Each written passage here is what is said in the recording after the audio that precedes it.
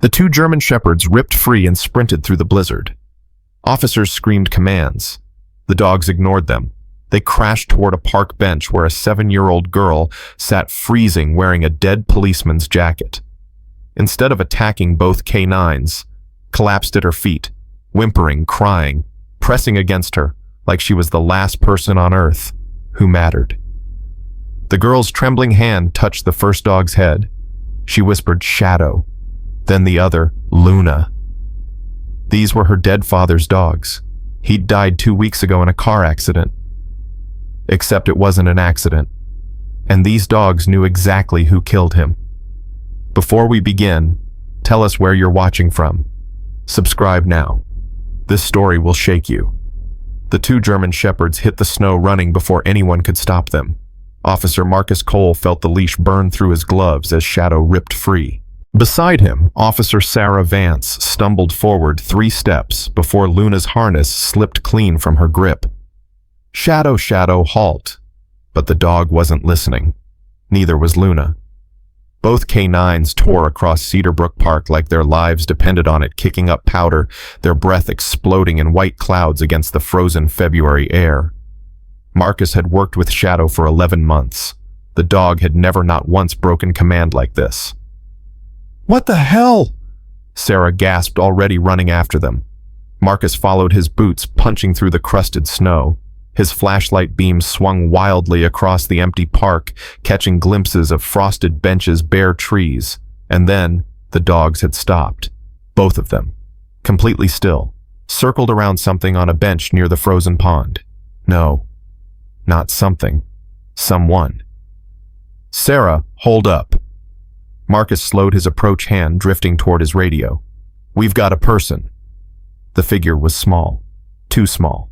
Huddled into itself like a wounded bird trying to disappear. A child. Marcus's stomach dropped. "Cedarbrook Dispatch, this is Unit 7. We have a minor appears to be alone north end of Memorial Park. Requesting..."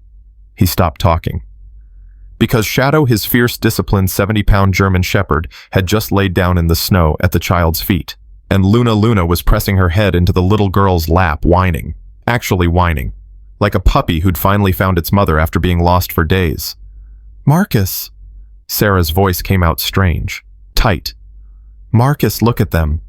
He was looking. He couldn't stop looking. The girl couldn't have been more than 7 years old.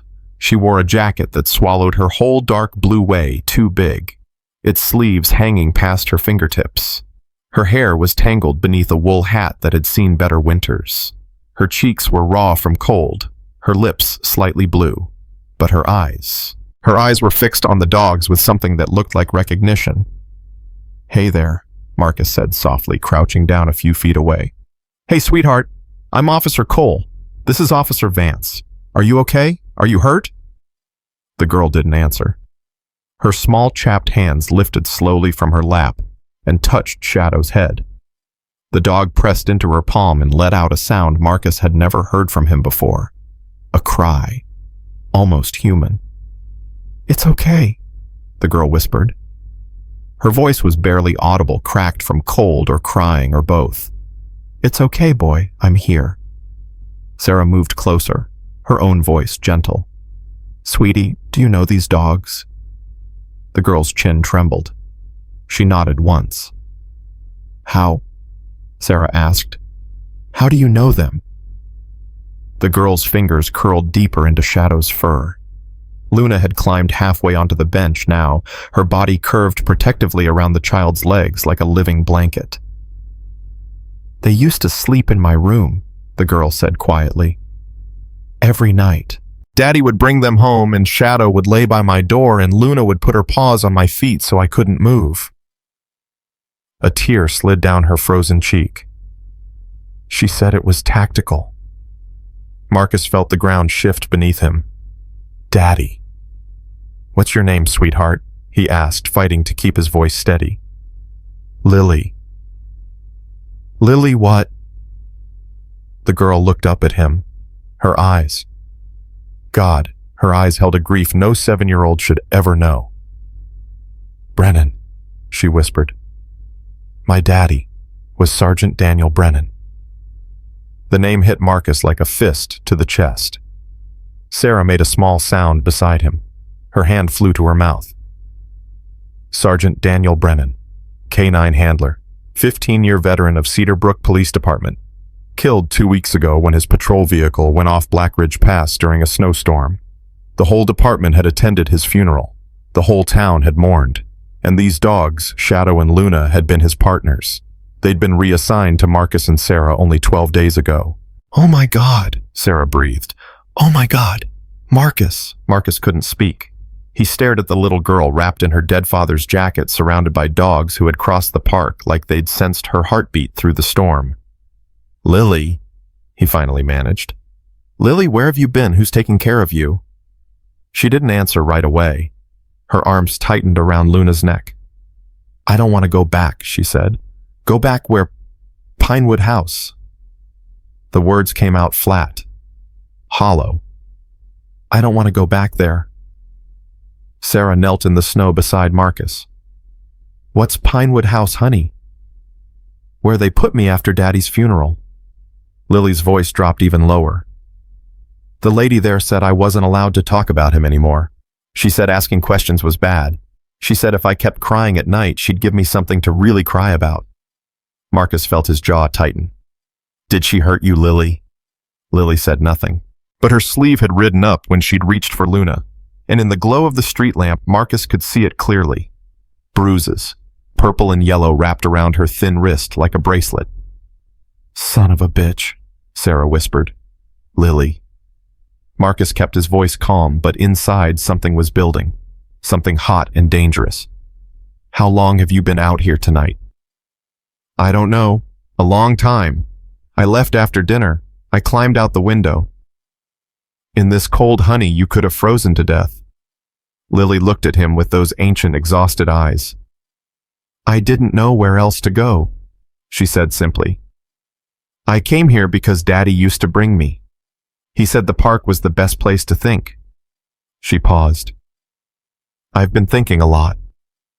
Shadow lifted his head and licked her cheek. She almost smiled. "They found me," she said softly. "I knew they would. Daddy always said Shadow and Luna could find anything." Marcus stood up slowly. His legs felt numb and not from the cold. "Sarah, call it in. Tell them we're bringing her to the station, and tell them—" He stopped. What was he supposed to tell them? That Sergeant Brennan's daughter had been living in some kind of nightmare for 2 weeks while everyone assumed she was fine? "Tell them we need children's services, the real ones, not whoever placed her in that hellhole." Sarah was already on her radio. Marcus looked back down at Lily. She hadn't moved. Shadow had shifted to press against her side, and Luna remained curled at her feet. The dogs hadn't stopped touching her since they'd arrived. 11 months Marcus had worked with Shadow. The dog had never shown this kind of behavior, not with victims, not with witnesses, not with anyone. But with this girl, with Daniel Brennan's daughter, he'd become something else entirely. A guardian, a protector, a promise kept. "Lily," Marcus said quietly, "we're going to take you somewhere warm, okay? You're safe now. You're with us." She looked up at him. "Can they come, the dogs?" She nodded. Shadow's tail swept once across the snow. "Yeah," Marcus said, his throat tight. "Yeah, sweetheart. They're not going anywhere." Thump. The station was quiet when they arrived, the kind of quiet that only existed in small towns after midnight. The front desk officer, a young guy named Caleb with sandy hair and nervous hands, jumped up when he saw them come through the door. "Everything okay? I heard the radio call, but—" He stopped when he saw Lily. His face changed. Oh, geez. "We need the break room," Marcus said. "Blankets, hot chocolate if we've got it, and I need you to pull the file on Pinewood House. Everything we have." "Pinewood, that's the foster place on Miller Road." "That's the one," Caleb hesitated. "Marcus, isn't that where they sent Sergeant Brennan's daughter?" "Yes." Marcus's voice was flat. "And we're going to have a very long conversation about that, but not right now. Right now I need you to move." Caleb moved. The break room was small, with a scratched table, mismatched chairs, and a vending machine that hummed too loud. But it was warm. Sarah settled Lily into a chair while Marcus grabbed every blanket he could find from the supply closet. Shadow positioned himself on one side of Lily. Luna took the other. Neither dog had left her peripheral vision for even a second. "Here you go, honey." Sarah wrapped a blanket around Lily's shoulders. "Let's get you warmed up." Lily clutched the blanket but kept her hands buried in Shadow's fur. Her shivers were starting to slow. "Is this where my daddy worked?" she asked quietly. Marcus paused. Yeah, it is. I've never been here before. He always said it was boring." She looked around the room with those two old eyes. "It's not boring. It smells like him." Sarah turned away quickly. Marcus saw her wipe her face. Caleb appeared in the doorway with a steaming paper cup. "Hot chocolate. It's from a packet, so it's probably terrible, but..." Lily took it carefully, wrapping both hands around its warmth. "Thank you." She drank slowly, her eyes never leaving the dog's. Marcus pulled a chair over and sat across from her. He didn't take out his notepad. Not yet. This wasn't an interrogation. This was something else entirely. "Lily, I need to ask you some questions, okay? You don't have to answer if you're not ready. We just want to understand what's been happening." She nodded. "The bruises on your wrist. Did someone at Pinewood House do that?" Lily was quiet for a long moment. Shadow pressed closer, his warm body a steadying presence. "Mrs. Cross," she finally said. "She runs the house. She doesn't like when kids make noise.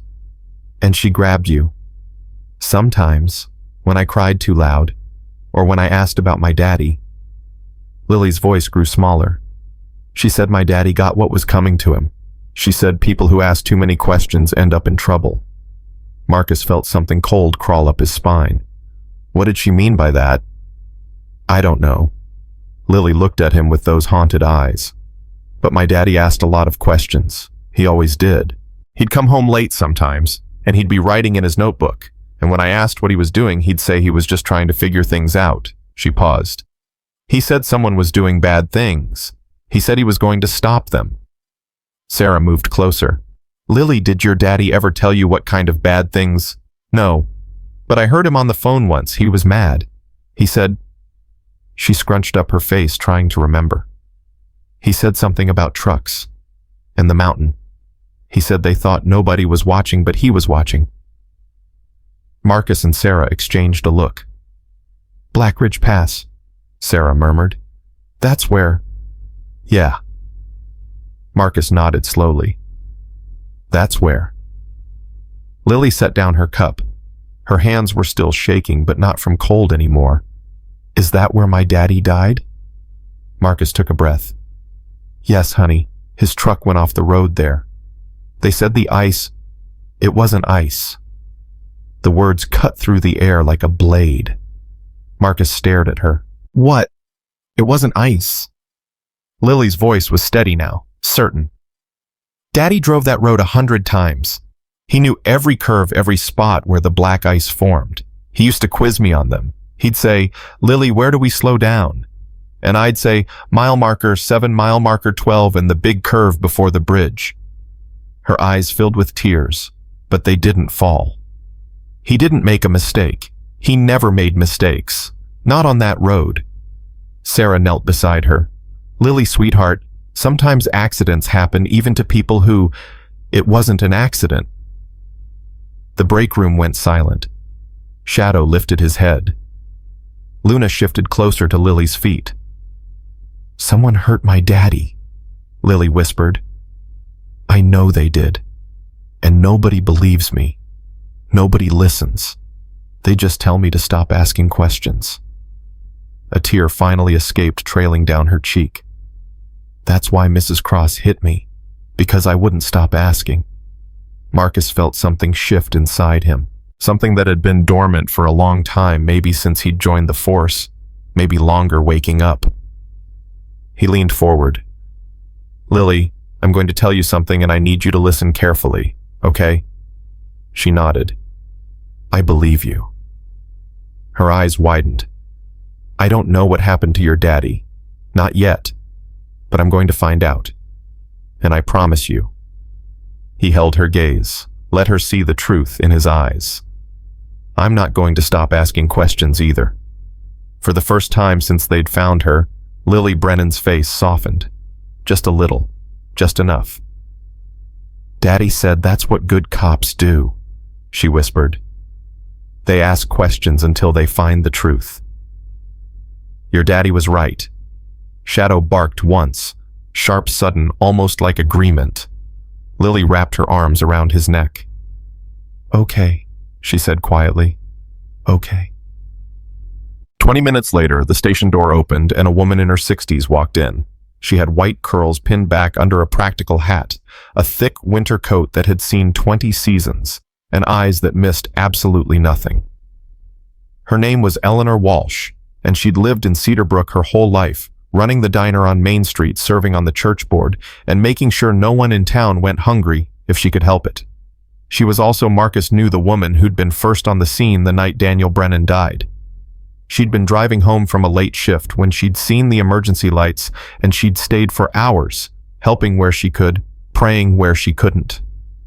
I saw your patrol car, Eleanor said, unwinding her scarf. And I saw you carrying that child in, so I'm going to ask you one question and I expect an honest answer. She fixed Marcus with a look that would have made a lesser man flinch. Is that Daniel Brennan's little girl? Yes, ma'am. Eleanor closed her eyes briefly. When she opened them, they were wet. Where did you find her? Memorial Park. Alone on a bench. She ran away from Pinewood House. Eleanor's expression hardened. Pinewood House. That woman Pamela Cross's place. You know it. I know enough. Eleanor moved toward the break room, and Marcus didn't try to stop her. I know 3 children from that house have ended up in my diner at midnight hungry and scared.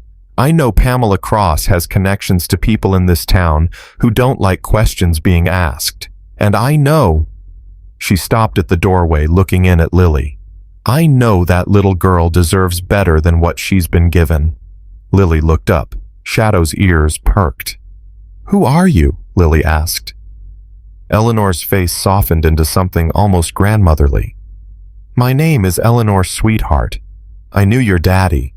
He used to come into my diner for coffee every morning. Black no sugar with a blueberry muffin on Fridays. She smiled sadly. He always asked about my garden. Lily studied her for a long moment. Then slowly, she nodded. You're the lady who makes the good pancakes. Daddy said they were better than the ones at the place near the highway. Eleanor let out a breath that was half laugh, half sob. That's right, honey. That's right. She crossed the room and knelt beside Lily's chair. Shadow watched her carefully but didn't growl. I'm so sorry about your daddy, Eleanor said quietly. He was a good man, the best kind of man. And I want you to know, whatever happens, you're not alone. Do you understand me? You are not alone. Lily's lip trembled. I don't want to go back to Pinewood House, she whispered. Please don't make me go back. Eleanor looked up at Marcus. Her eyes held a question and a challenge all at once. She's not going back, Marcus said. Not tonight. We're sorting out placement, but until we figure out what's been happening there, she's coming home with me. Marcus blinked. Mrs. Walsh, we can't just... I'm a licensed emergency foster contact. Have been for 30 years. Call the state office and check if you need to, but that girl isn't spending another night in a cold government building while adults shuffle paperwork. Eleanor stood, hands on her hips. She's had enough. She needs a warm bed, a hot meal, and someone who'll actually listen to her. Sarah appeared at Marcus's shoulder. She's right, she murmured. I already looked Eleanor's on the approved list. And honestly, look at that kid. She needs somewhere safe, not a holding room. Marcus looked at Lily. She was watching Eleanor with something that might have been hope if she still remembered how to feel it. Okay, he said finally. Okay, but Sarah and I will do regular check-ins, and the dogs stay with her. Eleanor raised an eyebrow. You're lending me Department K9s. I'm conducting an extended welfare observation of recently reassigned animals in a civilian environment. Marcus almost smiled. It's protocol. Shadow barked. Sounds like he agrees, Eleanor said dryly. Lily finally released Shadow's fur and stood up slowly. She was unsteady on her feet, exhausted and weak, but she moved toward Eleanor with a determination that made Marcus's chest ache. Can I really stay with you? She asked quietly. Eleanor took her hand. For as long as you need, sweetheart. For as long as you need. By the time Marcus watched Eleanor's old station wagon pull away from the parking lot, with Lily bundled in the back seat and both dogs pressed against her sides, it was nearly 2 in the morning. Sarah stood beside him, arms crossed against the cold. "What do you think?" she asked. "I think something's very wrong." "About Pinewood House?" "About everything." Marcus turned back toward the station. "Pull up Daniel Brennan's last activity reports, everything he logged in the month before he died. You think there's something there? I think his 7-year-old daughter just told us he was investigating something trucks on the mountain, someone doing bad things, and then he conveniently drove off a cliff 2 weeks later." Marcus's jaw tightened. "I think that's not a coincidence." Sarah was quiet for a moment. Then she nodded. "I'll pull the files." They walked back inside together. The station felt different now, heavier, somehow charged with the kind of tension that preceded storms. Marcus sat down at his desk and stared at the blank computer screen. Daniel Brennan had been a good cop. Everyone said so. Dedicated, thorough, relentless when he got his teeth into something. The kind of cop who didn't let things go. The kind of cop who asked questions until he found the truth. And now, he was dead. His daughter was covered in bruises. And 2 dogs, 2 highly trained, utterly disciplined police dogs, had crossed a park in the middle of a snowstorm to find her. Almost like they'd been looking. Almost like they'd known.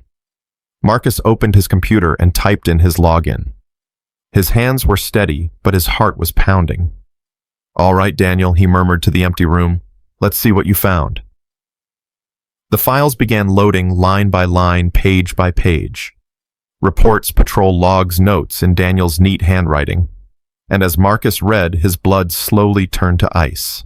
Because Daniel Brennan hadn't just been investigating something. He'd been tracking a conspiracy. Illegal shipments through Black Ridge Pass, payoffs to local officials, a network of corruption that reached into the highest levels of Cedar Brook's government.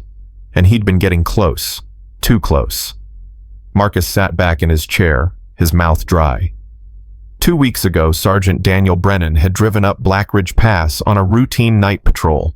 He'd never come back down. And now, for the first time, Marcus understood why. The phone on his desk rang, shattering the silence. Marcus grabbed it. "Officer Cole?" "Officer Cole." The voice was smooth, controlled, vaguely familiar. "Burning the midnight oil, I see. Admirable dedication." "Who is this?" A concerned citizen. A pause. "I understand you found something interesting tonight. A little lost girl. Very sad situation." Marcus's grip tightened on the receiver. "How do you know about that?" "Cedar Brook is a small town. Word travels." The voice grew quieter, more deliberate. "Let me offer you some advice, officer. Some things are better left buried. Some questions don't have answers worth finding. That little girl has been through enough. She doesn't need someone stirring up old pain. Neither does this town." "Is that a threat?" "It's a kindness." The line crackled softly. Sergeant Brennan was a good man, but he made poor choices. He forgot the most important rule of small-town policing: some doors should stay closed. I'd hate to see a promising young officer make the same mistake. The line went dead. Marcus stared at the receiver. His hand was shaking. Sarah appeared in the doorway. "Marcus, what is it? You look like you've seen a ghost." He set the phone down slowly. "Someone knows," he said. "Someone knows we found her, and they're scared." "Scared? Why would anyone be scared of us finding a lost kid?" Marcus met her eyes. "Because Lily Brennan isn't just a lost kid. She's a witness, maybe the only one left." He stood grabbing his jacket from the back of his chair. "Whatever Daniel was investigating, whatever got him killed, she's the key, and someone in this town knows it." Sarah's face went pale. "What do we do?" Marcus headed for the door.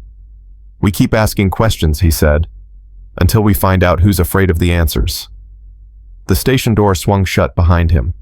Outside, the snow had stopped falling, but the cold remained sharp, unforgiving, full of secrets yet to surface. And somewhere across town in Eleanor Walsh's warm little house, a 7-year-old girl slept between two loyal dogs, dreaming of a father who'd promised her the truth always mattered. She didn't know it yet, but she was about to change everything. Marcus didn't sleep that night. He sat at his desk until the first gray light of dawn crept through the station windows, reading every report Daniel Brennan had filed in the last 3 months of his life. Most were routine traffic stops, domestic calls, patrol logs that read like any other officer's work. But buried between the lines, Marcus found something else. Notes that didn't belong. Scribbled timestamps, license plate numbers with no attached incidents. And one phrase repeated over and over in the margins: Blackridge, 2 a.m., gray trucks. Sarah arrived at 6:30 with 2 cups of coffee and shadows under her eyes. "You look worse than I do," she said, handing him a cup. "I found something." Marcus turned his monitor toward her. "Look at this." Daniel was tracking vehicles on Blackridge Pass. Unauthorized shipments, middle of the night, same route every time. Sarah leaned closer, scanning the notes. Hargrove Construction. That's Victor Hargrove's company. The developer. The one who's been buying up half the mountain for the past 5 years. He's got contracts with the city, the county, even the state highway department. Sarah's eyes narrowed. He's also the biggest donor to Mayor Reed's re-election campaign. Marcus felt that cold sensation again, spreading through his chest. Daniel was watching them. He was building a case. Against Hargrove. Against all of them. Marcus pulled up another file. Look at this entry from 2 days before he died. Meeting with Chief Warren. Request for surveillance authorization denied. Told to focus on assigned duties. Something wrong here. Sarah straightened slowly. Chief Warren shut him down. Looks like it. Marcus, I know what it is. He stood grabbing his jacket. And I know what we need to do. We need to go to Blackridge Pass. Now. Right now, before anyone knows we're looking. Sarah hesitated for only a second. Then she grabbed her keys. I'll drive. The road to Blackridge Pass wound through dense pine forest, climbing steadily toward the ridge where Daniel Brennan had died. Marcus watched the mile markers tick past, remembering what Lily had said. Mile marker 7, mile marker 12. The big curve before the bridge. Daniel had taught his daughter this road. Every dangerous spot, every place where ice could form without warning. He'd drilled it into her like a safety lesson. And then he'd driven off a cliff. There. Sarah slowed the patrol car. That's where they found his vehicle. The guardrail was bent inward, a harsh scar in the metal where something had punched through with tremendous force. Beyond it, the mountainside dropped away into a ravine still patched with old snow. Marcus stepped out of the car. The wind hit him immediately, sharp and bitter, carrying the smell of pine and frozen earth. "Stay here a minute," he said to Sarah. "I want to look at something." He walked along the shoulder, eyes scanning the pavement. The official report had said Daniel lost control on black ice. Simple, tragic, case closed. But Marcus had read enough accident reports to know what ice damage looked like. Skid marks that curved and wandered, impact points scattered randomly as a vehicle tried and failed to correct. This wasn't that. The marks on this road were straight, deliberate. 2 parallel lines leading directly to the broken guardrail. And beside them, barely visible beneath a thin layer of frost, was something else. Another set of marks. Heavier, wider, coming from behind. "Sarah," Marcus's voice was tight.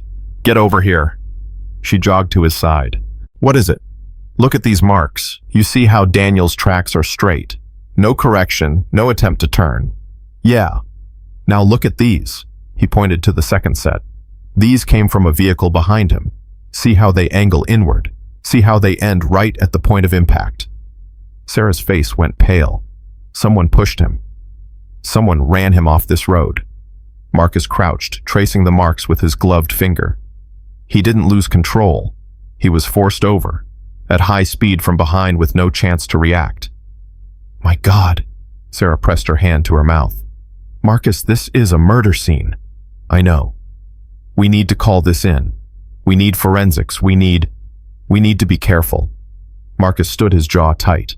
Whoever did this has connections. Daniel tried to go through proper channels and he got shut down. If we call this in right now through normal dispatch, how long do you think it'll take for word to reach the wrong people? Sarah stared at him. You think someone in the department is involved? I think Daniel thought so, and I think that's why he's dead. The weight of it settled between them, heavy and cold as the mountain air. So, what do we do? Sarah asked quietly. Marcus looked at the broken guardrail, at the marks on the road, at the ravine where a good man had died for asking too many questions. We keep digging, he said, but we do it quiet. We trust no one until we know who we're dealing with. And Lily, Marcus's expression hardened. We protect her, whatever it takes. They drove back to town in silence, the evidence of murder burning in Marcus's mind. When they reached the station, he didn't go inside.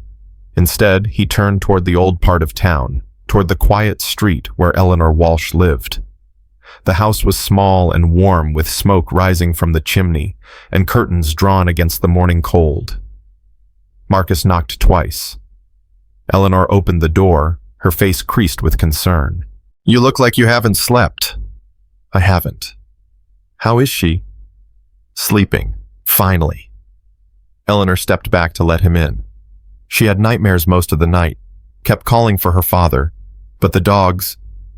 She shook her head. Those dogs never left her side, not for a second. It was like they knew exactly what she needed. Marcus followed her through the narrow hallway. In the living room, he could see Lily curled up on an old sofa, a quilted blanket pulled to her chin. Shadow lay on the floor beside her, his massive head resting near her hand.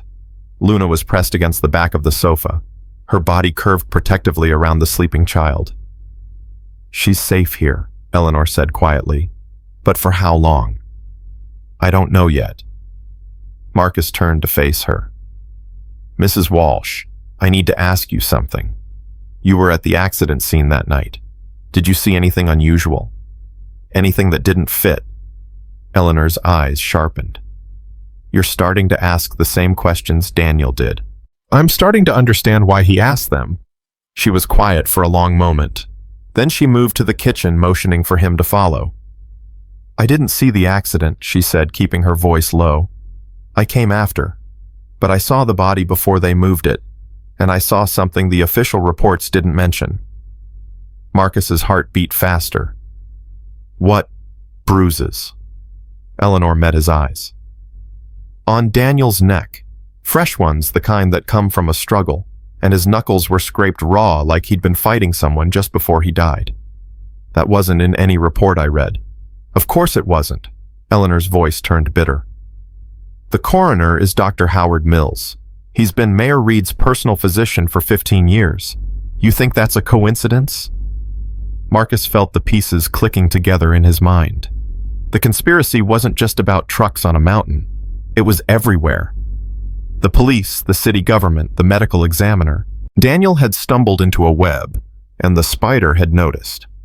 There's something else, Eleanor said. She reached into a drawer and pulled out a small envelope. Daniel came to see me about a week before he died. He gave me this, told me to keep it safe and only open it if something happened to him. Marcus took the envelope. It was sealed with Daniel's handwriting on the front in case I'm wrong. Have you opened it? No. He asked me not to unless... She trailed off. I kept hoping I'd never have to. Marcus broke the seal. Inside was a single sheet of paper covered in Daniel's neat handwriting. If you're reading this, then I was right. Hargrove Construction is running illegal shipments through Black Ridge Pass. Drugs hidden in logging equipment. The operation has protection at every level. Police City Hall may be higher. I've been gathering evidence, but someone knows. I think they're watching me. I have proof. Physical evidence, recordings, documents. I put everything in the safety deposit box at Cedarbrook Savings. The key is hidden somewhere only Lily knows about. If something happens to me, she's the only one who can find it. Protect my daughter. Don't trust anyone in uniform until you know whose side they're on. And if you're the one who killed me, I hope you rot in hell. Daniel Marcus read the letter twice. His hands were trembling. He knew. He breathed. He knew they were coming for him. And he made sure his daughter could finish what he started. Eleanor's voice broke slightly. That poor child, carrying this weight without even knowing it. A sound from the living room made them both turn. Lily stood in the doorway, shadow at her side, Luna pressing against her legs. Her eyes were still heavy with sleep, but there was something sharp in them now. Something alert. I heard you talking about my daddy, she said. Marcus crouched to her level. Lily, I need to ask you something important. Your daddy, did he ever hide anything? Something special? Something secret? Lily's brow furrowed. He hid lots of things. He said secrets were like seeds. You had to plant them somewhere safe so they could grow. Did he ever give you anything to hide? Something he said was really important. She was quiet for a moment. Then her eyes widened. My bear. Your bear. Mr. Patches. Daddy gave him to me on my 6th birthday. He said... Her voice dropped to a whisper. He said there was a treasure inside, and I should never let anyone take him away. He made me promise. Marcus felt his heart slam against his ribs. Lily, where is Mr. Patches now? The light in her eyes died. At Pinewood House, she whispered. I couldn't take him when I ran away. Mrs. Cross keeps all our special things locked up. She says we don't deserve them. Marcus stood slowly. His mind was racing. The key was in that bear. The key to everything Daniel had gathered. And it was sitting in the home of a woman who was almost certainly connected to the people who had killed him. Sarah. He pulled out his phone. We need to move. Now. 20 minutes later, they pulled up outside Pinewood House. The building was a converted Victorian, its paint peeling and its windows dark despite the late morning hour. A sign by the front door read, Pinewood Foster Home, a place for new beginnings. Marcus had never seen a place that looked less like a new beginning. Let me do the talking, he told Sarah, and watch for anything off. They approached the front door. Before Marcus could knock, it swung open. The woman standing there was tall and thin, with steel gray hair pulled back so tight it seemed to stretch her face. Her eyes were small and calculating, moving from Marcus to Sarah to the patrol car with barely concealed suspicion. Officers, what brings you to Pinewood House? Mrs. Cross. Marcus kept his voice neutral. I'm Officer Cole. This is Officer Vance. We're here on a welfare check and to collect the remaining belongings of Lily Brennan. Something flickered in Pamela Cross's eyes. Something cold. Lily Brennan is a runaway, she said flatly. She left without permission in violation of her placement agreement. When she's returned to proper custody, her belongings will be returned as well. She's not coming back here. Mrs. Cross's expression didn't change, but her voice grew harder. That's not your decision to make, officer. There are procedures, channels. You can't simply remove a child from licensed care because she showed up half frozen with bruises on her wrists, Sarah cut in. Because she told us the woman running this place threatened her, those kinds of reasons. Pamela Cross's mouth thinned to a razor line. Children lie, especially troubled children from unstable backgrounds. Whatever that girl told you, we're here to collect her belongings, Marcus interrupted. Her clothing, her personal items, and a stuffed bear named Mr. Patches. You can cooperate, or I can come back with a warrant and a team from State Child Services. Your choice. For a long moment, Pamela Cross simply stared at him. Then she stepped aside. 5 minutes, she said. I'll have a staff member escort you. The inside of Pinewood House was cold in a way that had nothing to do with temperature. The walls were bare, the lighting dim, and the few children Marcus saw moved with the silent, careful steps of those who had learned that being noticed meant being hurt. A young woman with nervous eyes led them to a storage closet at the end of a long hallway. Inside were boxes labeled with names, dozens of them stacked floor to ceiling. These are personal items, Sarah asked. Things children brought with them, the woman said quietly. Mrs. Cross keeps them secured for safekeeping. Marcus found the box labeled Brennan L. inside. It was small, barely larger than a shoebox. Inside were a few pieces of clothing, a drawing of a dog done in crayon, and a worn teddy bear with patches of different fabric sewn across its body. Mr. Patches. Marcus picked it up carefully.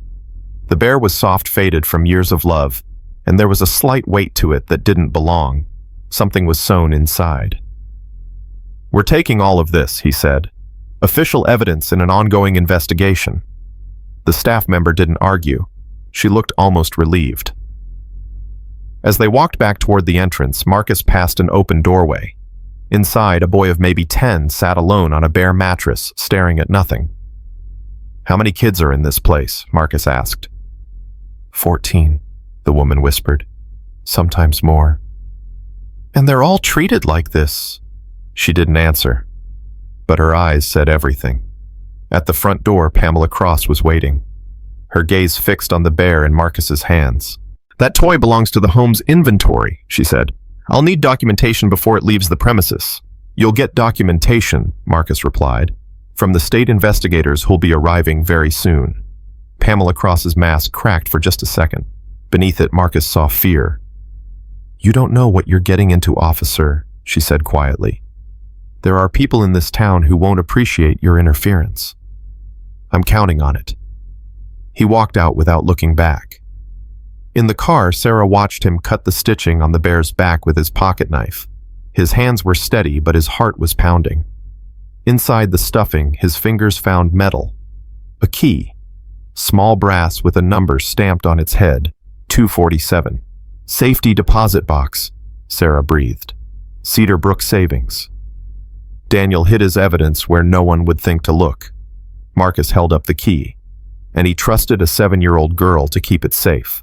What do we do now? Marcus looked out the window. The streets of Cedar Brook looked the same as they always had, quiet, peaceful, ordinary. But he knew now that beneath that surface, something dark had been growing for years. We go to the bank, he said, and we find out exactly what Daniel Brennan died for. Cedar Brook Savings was a small brick building on Main Street, the kind of local bank that had been serving the community for generations. Marcus had driven past it 1,000 times without giving it a second thought. Now, walking through its front doors with Daniel Brennan's key in his pocket, everything felt different. The manager, a nervous man in his 50s named Harold Wentz, looked at Marcus's badge with obvious discomfort. Safety deposit box 247, Marcus said. We need to access it. I'll need to verify authorization. Wentz's eyes darted to the key, then back to Marcus's face. That box belongs to a deceased customer. There are procedures. The box belongs to Sergeant Daniel Brennan's estate. His daughter is the sole heir, and she's provided this key along with verbal authorization for us to access the contents as part of an official investigation. Marcus leaned closer. Or would you prefer I come back with a court order and a lot of questions about why a small-town bank manager was obstructing a police inquiry? Wentz swallowed hard. This way. The vault was in the basement, a room of steel and concrete that smelled like old money and secrets. Wentz's hands shook as he inserted his master key alongside Daniel's. The box slid open. Inside was a manila envelope thick with contents. Marcus pulled it out carefully. We'll need to take this, he said. Of course, of course. Wentz was already backing toward the door. Is there anything else? That depends on what we find. Back in the car, Marcus opened the envelope.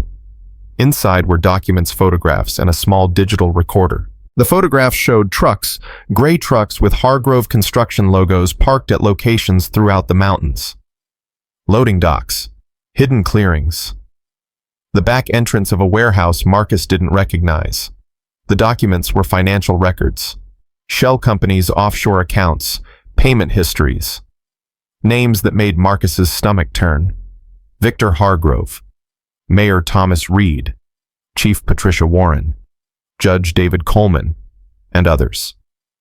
A state senator, a federal inspector, a prosecutor from the regional office. This is huge, Sarah whispered. This isn't just local corruption. This is a network. Marcus stared at the papers in his hands. Daniel didn't just find some small-town crime ring. He found an entire operation. Drugs, money laundering, bribery at every level. He looked at Sarah. No wonder they killed him. He had enough here to bring down half the county. So what do we do? We can't trust anyone in town. We can't go to the state police because who knows how far this reaches. Marcus was quiet for a moment. Then he picked up the digital recorder. We listen to this first, then we decide. He pressed play. Daniel Brennan's voice filled the car clear and steady despite the tension audible in his words. This is Sergeant Daniel Brennan, Cedar Brook Police Department. The date is January 15th. I'm recording this because I believe my investigation has been compromised and I need to create a record in case something happens to me. A pause. The sound of breathing. For the past 4 months, I've been tracking illegal shipments coming through Black Ridge Pass. The operation is run by Victor Hargrove, using his construction company as a front. They're moving drugs, mostly opioids, hidden in logging equipment and construction supplies. The shipments come in from out of state, get redistributed through a warehouse on Miller Road, and then move out to dealers across the region. Marcus felt his grip tighten on the recorder. But it's not just Hargrove. He's got protection. Mayor Reed is on his payroll. I've got bank records showing regular payments to an account in Reed's wife's name. Chief Warren has been blocking any investigation that gets too close. She shut down my surveillance request, personally told me to drop it or face disciplinary action. Sarah made a small sound of disbelief. The corruption goes higher, but I haven't been able to document how far. What I do know is that people who ask questions about Hargrove's operation have a tendency to disappear. 3 years ago, a trucker named Eddie Vance tried to blow the whistle. He died in a hunting accident 2 weeks later. Last year, a journalist from Burlington started looking into Hargrove's land deals.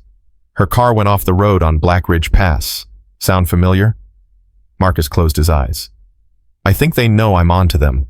I've noticed vehicles following me. My desk has been searched. Someone accessed my computer after hours. If something happens to me, I need someone to finish this. Someone who won't stop asking questions. A long pause. Lily, if you're hearing this someday, I'm sorry. I'm sorry I couldn't be there. But I need you to know that your daddy tried. He tried to do the right thing. And I hope whoever's listening to this will protect you. Keep you safe. Make sure these people pay for what they've done. Another pause. When Daniel spoke again, his voice was thick with emotion. I love you, sweetheart.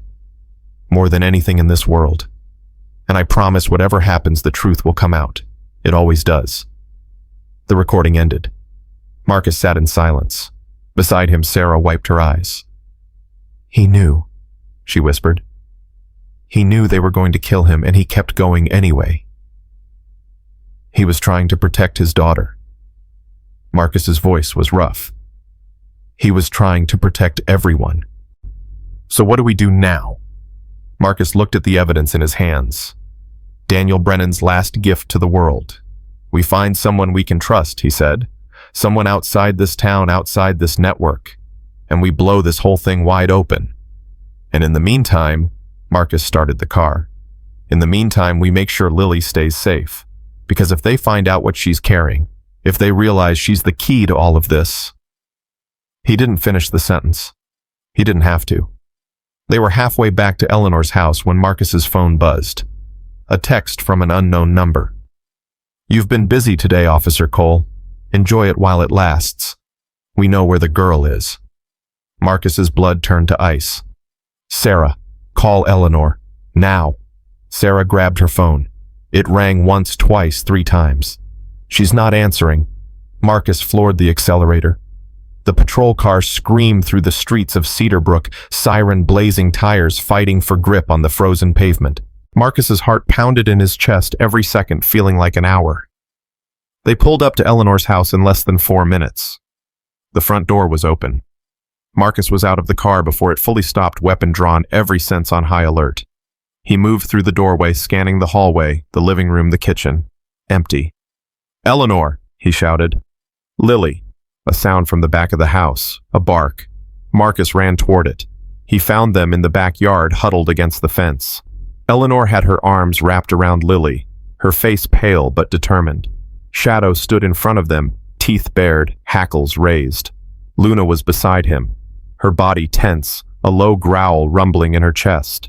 And on the ground 5 feet away was a man in dark clothing, his face bloodied, his arm bent at an unnatural angle. "He came through the back," Eleanor gasped. "Tried to grab her. Those dogs went right for him." Marcus knelt beside the man. He was unconscious, his breathing shallow. "Sarah, call for backup and an ambulance. Tell them we have an attempted kidnapping suspect in custody." He looked at Lily. She was shaking her face buried in Eleanor's shoulder, but she wasn't crying.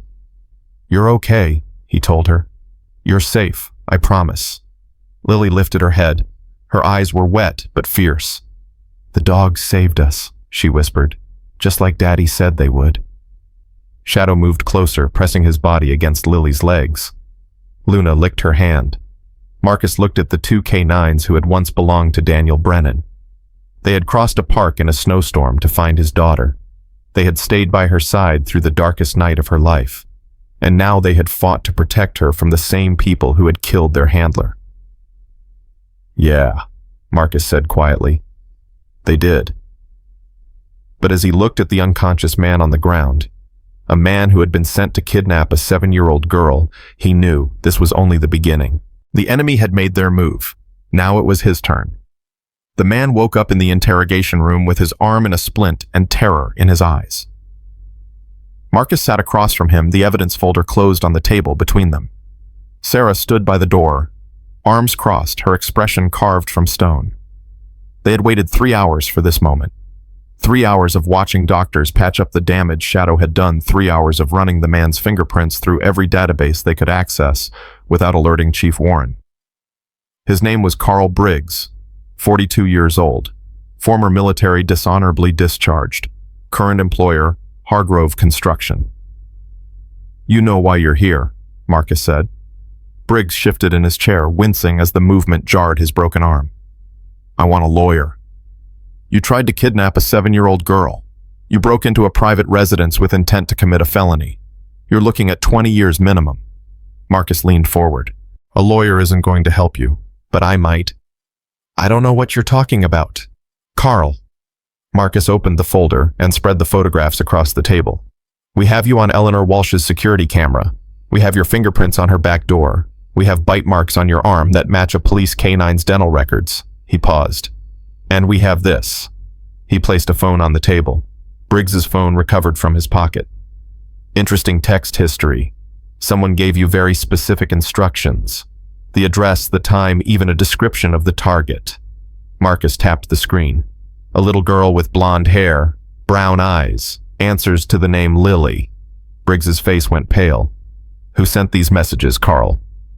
Silence. Sarah stepped away from the door. "You know what I find interesting? The phone number that sent those texts is registered to a burner, bought with cash 3 weeks ago. But the cell tower data shows it was used primarily in one location." She smiled, but there was no warmth in it. "Victor Hargrove's office building." Briggs swallowed hard. "Here's how this works," Marcus said quietly. "You can stay silent, protect your boss, and spend the next 2 decades in a cell. Or you can tell us everything who sent you, why they wanted the girl, what they're planning next, and maybe we can work something out." "You don't understand." Briggs's voice cracked. "If I talk, I'm dead. These people don't leave loose ends. Neither did Sergeant Daniel Brennan. Look how that turned out for him." Briggs flinched like he'd been slapped. "Yeah," Marcus said. "We know about that too. We know about the trucks on Black Ridge Pass. We know about the payoffs to Mayor Reed and Chief Warren. We know about the warehouse on Miller Road." He leaned closer. "What we don't know yet is how deep this goes. But we're going to find out, with or without your help." The silence stretched. Briggs stared at the table, his jaw working. "The girl," he finally said. "They think she knows something her father told her before he died." "What kind of something?" "I don't know. I swear to God I don't know. They just said she was a liability. Said she had to disappear before anyone started asking questions." Briggs looked up and Marcus saw genuine fear in his eyes. "They've done it before. Made people disappear. Anyone who gets too close to Hargrove's operation. That trucker 3 years ago. The reporter from Burlington. Brennan." Sarah's hands curled into fists. "You're confirming that Daniel Brennan was murdered?" I'm confirming that people who ask questions about Victor Hargrove don't live long. Briggs's voice dropped to a whisper. And now you're asking questions. Marcus felt a chill run down his spine, but he didn't let it show. Who gives the orders? Hargrove directly? Sometimes. But there's someone else. Someone higher up. I've never met them, never even heard their name. But Hargrove answers to them. Everyone does. How do you know? Because I've seen Hargrove scared. Briggs laughed bitterly. You ever seen a man like that scared? It's not pretty. Whoever's running this thing, they make Hargrove look like a schoolyard bully. Marcus exchanged a glance with Sarah. This was bigger than they'd thought. Much bigger. The warehouse on Miller Road, he said. What happens there? Distribution. The trucks come in from Blackridge, drop their loads, and the product gets broken down for local delivery. Hargrove's got a network of dealers running through 3 counties. Drugs, mostly opioids, some meth, whatever's selling. Briggs shook his head. It's a machine. Millions of dollars moving through this town, and nobody sees a thing because everyone who matters is on the payroll. Chief Warren, she gets $50,000 a year to look the other way. Mayor Reed gets more. The judge, the prosecutor, half the city council. Briggs's laugh was hollow. You think you're going to bring them down? They own this town. They own the state. You're just 2 cops with a death wish. Marcus stood slowly. Maybe, he said. But Daniel Brennan was just 1 cop, and he managed to put together enough evidence to destroy everything they've built. All we have to do is finish what he started. He walked toward the door, then paused. One more question, Carl. The night Brennan died, were you there? Briggs was quiet for a long moment. No, he finally said, but I know who was. Who? His name is Jake Thornton. He was the driver of the truck that pushed Brennan off that road. Briggs met Marcus's eyes. And he's been hiding ever since, living in the old grain warehouse near the lake, too scared to run, too guilty to stay quiet. Marcus felt his pulse quicken. Why are you telling me this? Because Jake's not a bad guy. He got in over his head, same as me, and because Briggs's voice broke. Because I saw that little girl's face when I came through that door. She looked just like my daughter did when she was that age. He looked away. I can't undo what I've done, but maybe I can do one thing right before they kill me. Marcus studied him for a long moment. Then he nodded. Sarah, get him processed. Full cooperation agreement. I want him in protective custody before word gets out. Where are you going? Marcus grabbed his jacket. To find Jake Thornton. The grain warehouse sat at the edge of Cedar Brook, a forgotten relic from the town's agricultural past. Its walls were rust and shadows, its roof sagging under years of neglect. Marcus approached alone, his weapon drawn, every sense on high alert. Sarah had wanted to come, but someone needed to stay with Briggs. And someone needed to watch over Lily. The main door was chained, but a side entrance hung open, swaying slightly in the wind. Marcus slipped inside. The interior was a maze of old equipment and collapsed storage bins. Dust motes floated in the thin shafts of light that penetrated the broken windows. The air smelled of rust and rotting grain. Jake Thornton, Marcus called out. My name is Officer Marcus Cole. I'm not here to arrest you. I just want to talk. Silence. Then from somewhere in the darkness, how do I know you're not one of them? Marcus holstered his weapon and raised his hands. Because if I was one of them, you'd already be dead. A long pause. Then footsteps, slow and hesitant, approaching from behind a rusted conveyor belt. Jake Thornton emerged from the shadows. He was younger than Marcus expected, maybe 30, with a thin face and haunted eyes. His clothes were filthy, his beard unkempt. He looked like a man who hadn't slept in weeks. You're Brennan's replacement, Jake said. I've seen you around town, with the dogs. I'm his partner's replacement, and I'm the one who's going to finish what he started. Jake laughed bitterly.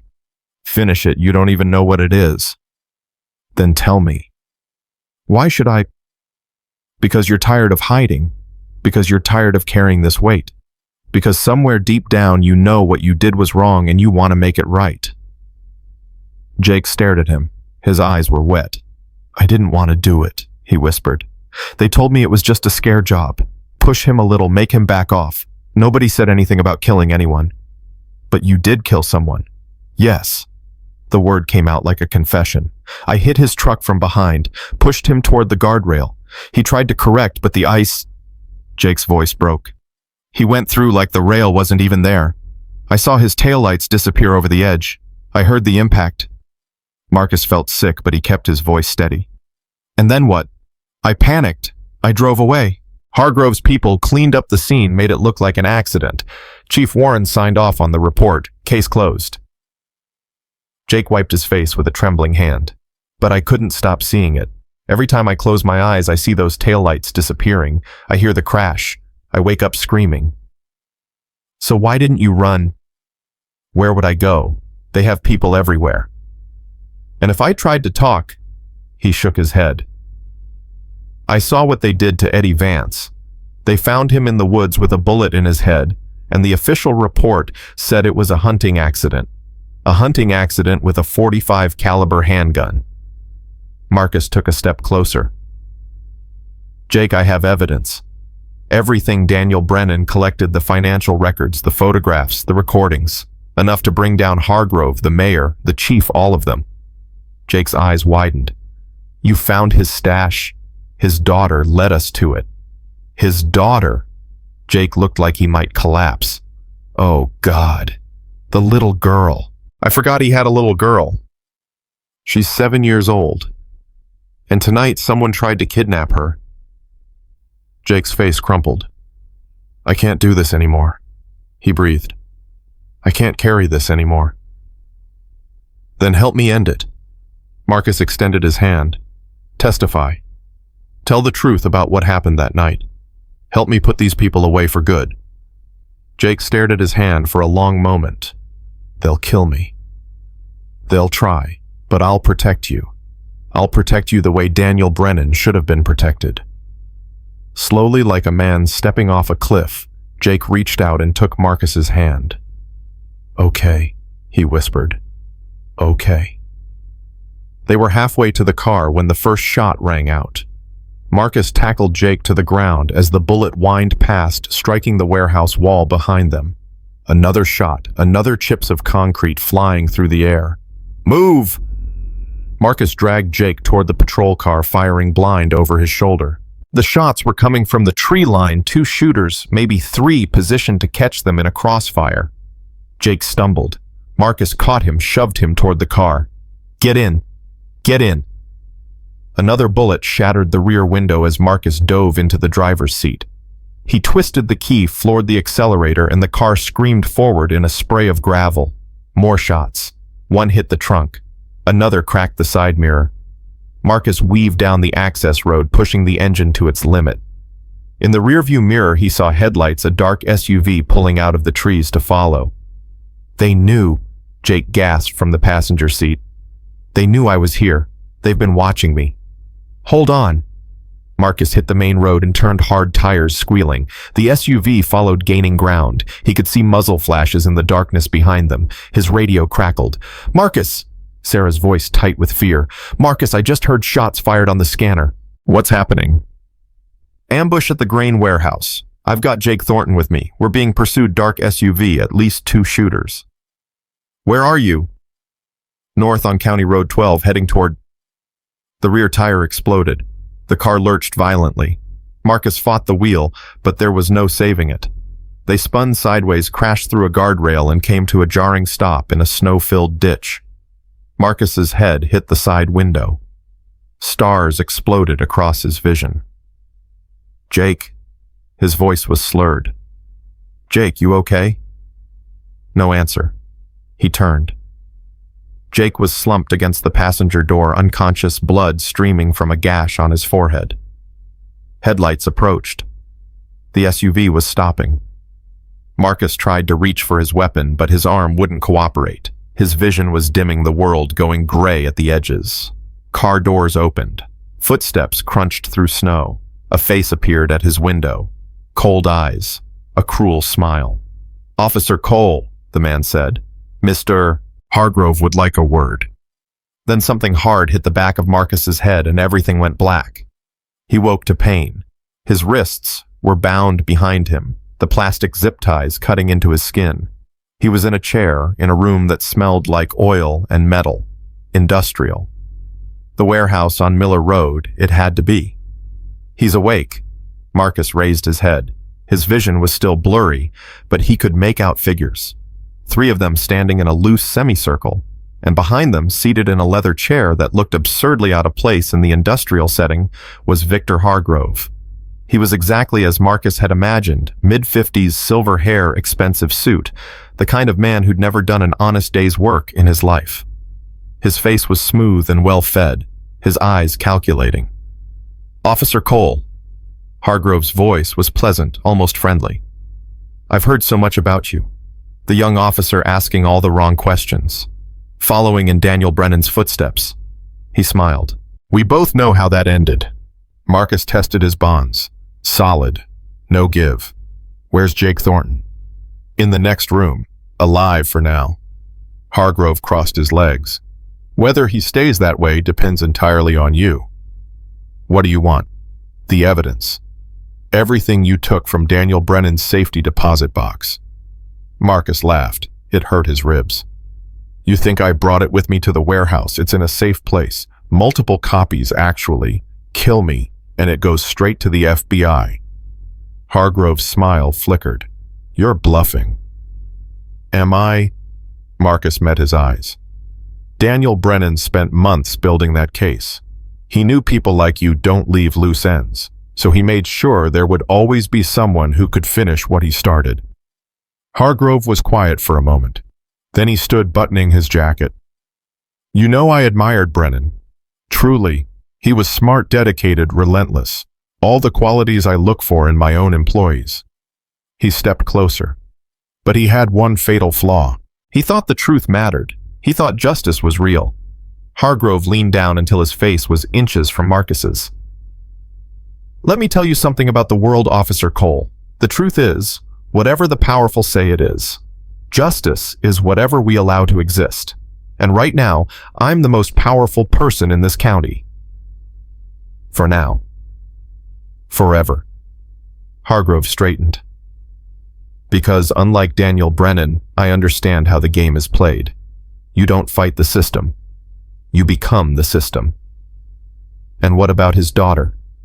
Hargrove's expression didn't change. "The girl is a complication, one that will be resolved." Something snapped inside Marcus. He lunged forward, chair and all, slamming his forehead into Hargrove's face.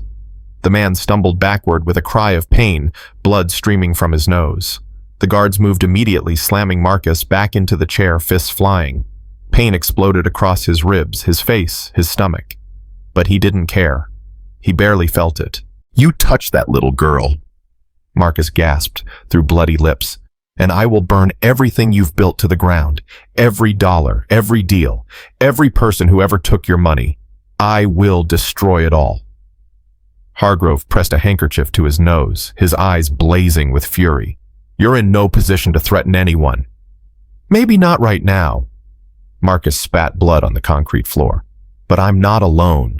There are people out there who know what you've done, people who won't stop until you're finished. Your partner, the old woman, they're nothing. I wasn't talking about them." Something flickered in Hargrove's eyes, uncertainty. "Who then?" Marcus smiled through the blood and pain. "Daniel Brennan left behind more than evidence. He left behind a legacy, people he trusted, people he told about you years ago before he even started his investigation. The lie came easily, fueled by desperation and rage. You thought you were watching him. He was watching you too. Building a network, a dead man's switch. And if I don't check in by morning..." He let the threat hang. Hargrove stared at him. For the first time, he looked unsure. "You're lying." "Maybe. Maybe not." Marcus held his gaze. "Are you willing to bet everything on that?" The silence stretched. Finally, Hargrove turned to his guards. "Put them both in the storage room. Keep them alive for now. I need to make some calls." They dragged Marcus through a doorway into darkness. Jake was already there, slumped against the wall, groaning softly. The door slammed shut. Locks clicked into place. Marcus lay on the cold concrete, every part of his body screaming in pain. But somewhere deep inside, he felt a spark of hope. Because Hargrove had hesitated, he'd believed the bluff at least partially, and that hesitation might be all they needed. Somewhere out there, Sarah knew something was wrong. Eleanor was protecting Lily. The evidence existed. The truth existed.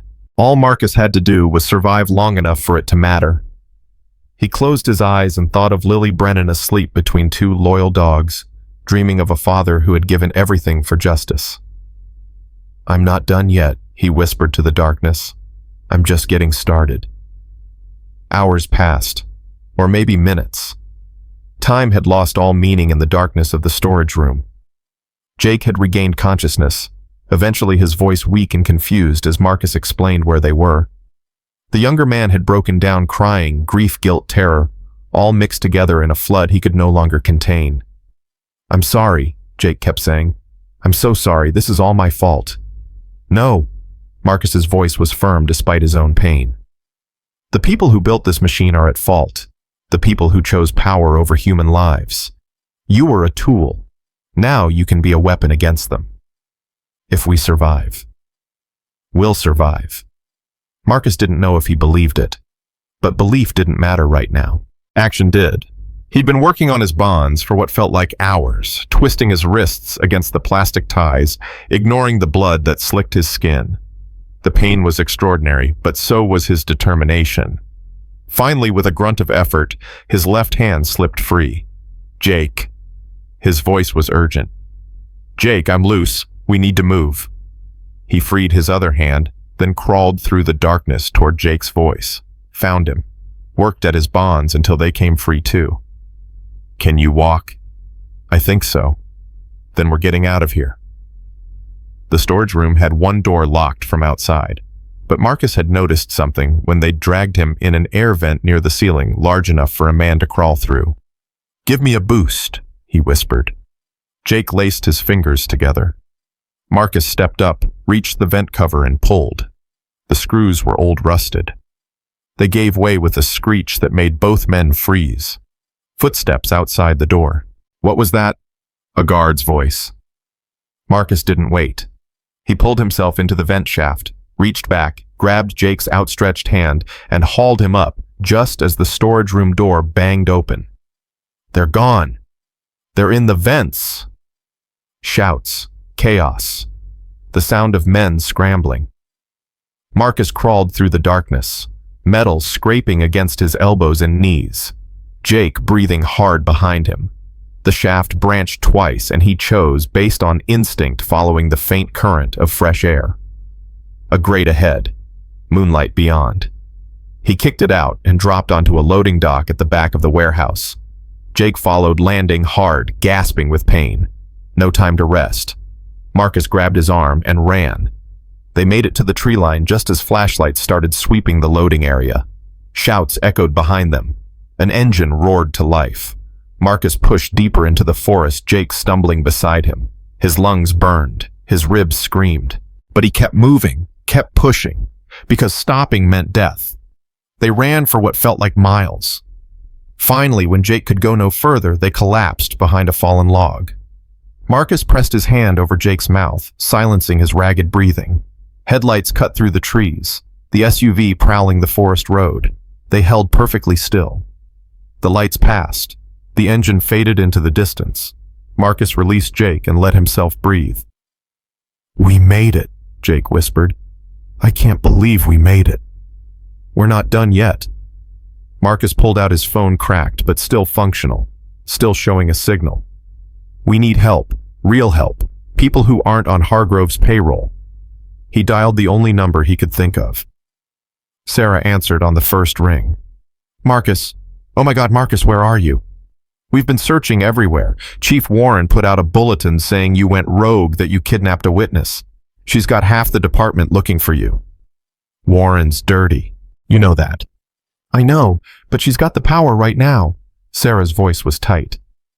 I'm at Eleanor's. Lily's safe. But Marcus, they're saying you're armed and dangerous. They're saying shoot on sight. Marcus closed his eyes. Then we don't have much time. Sarah, listen to me. The evidence we found, make copies. As many as you can. Send them to every news outlet, every federal agency, everyone you can think of. Don't wait for permission. Don't wait for protocol. Just do it. What about you? I'm coming to get Lily. Whatever happens, she's the key to all of this. Hargrove knows it. That's why he tried to grab her. As long as she's alive, as long as she can testify. Marcus, if you show up here, Warren's people will... I know. He took a breath.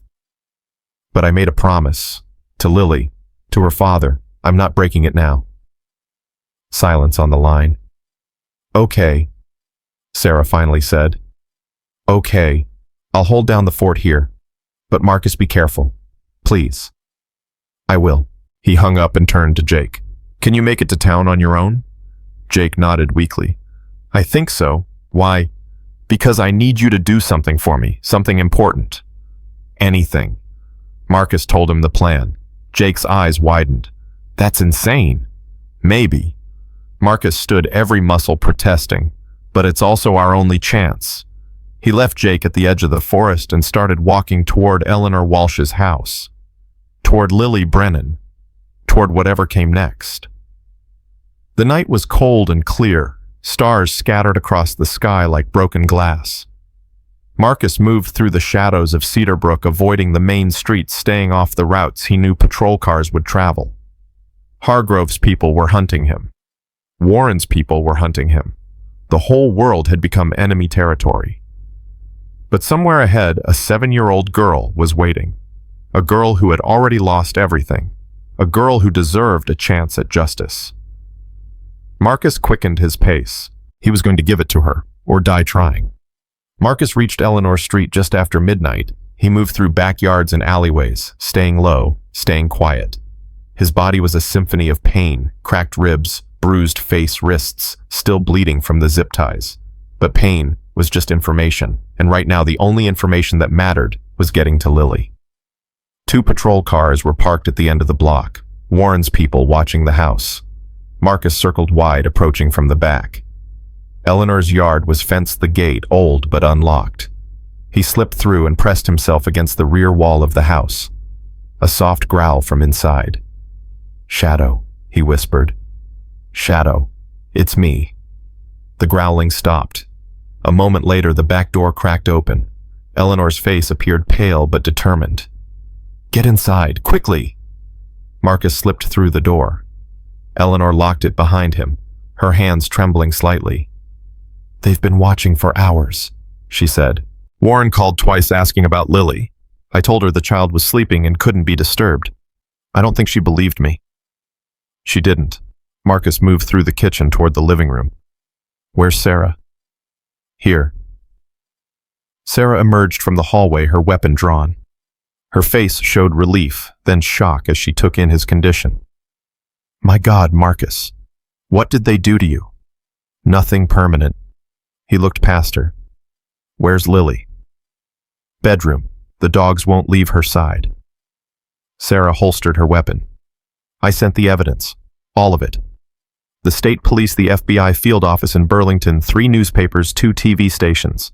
Encrypted files with instructions to release everything if they don't hear from me by morning." "Good." Marcus felt a fraction of the tension leave his shoulders. "That's good. Now we just have to survive until morning." "About that," Eleanor moved to the window, peering through a crack in the curtains. "There are more cars now, 3 that I can see, and men on foot patrolling the block." Marcus joined her at the window. She was right. The net was tightening. "They're not going to wait," he said quietly.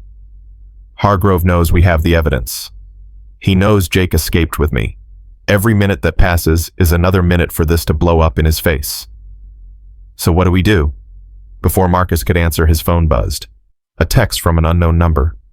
"Look outside, Officer Cole. We have you surrounded. Send out the girl and everyone walks away.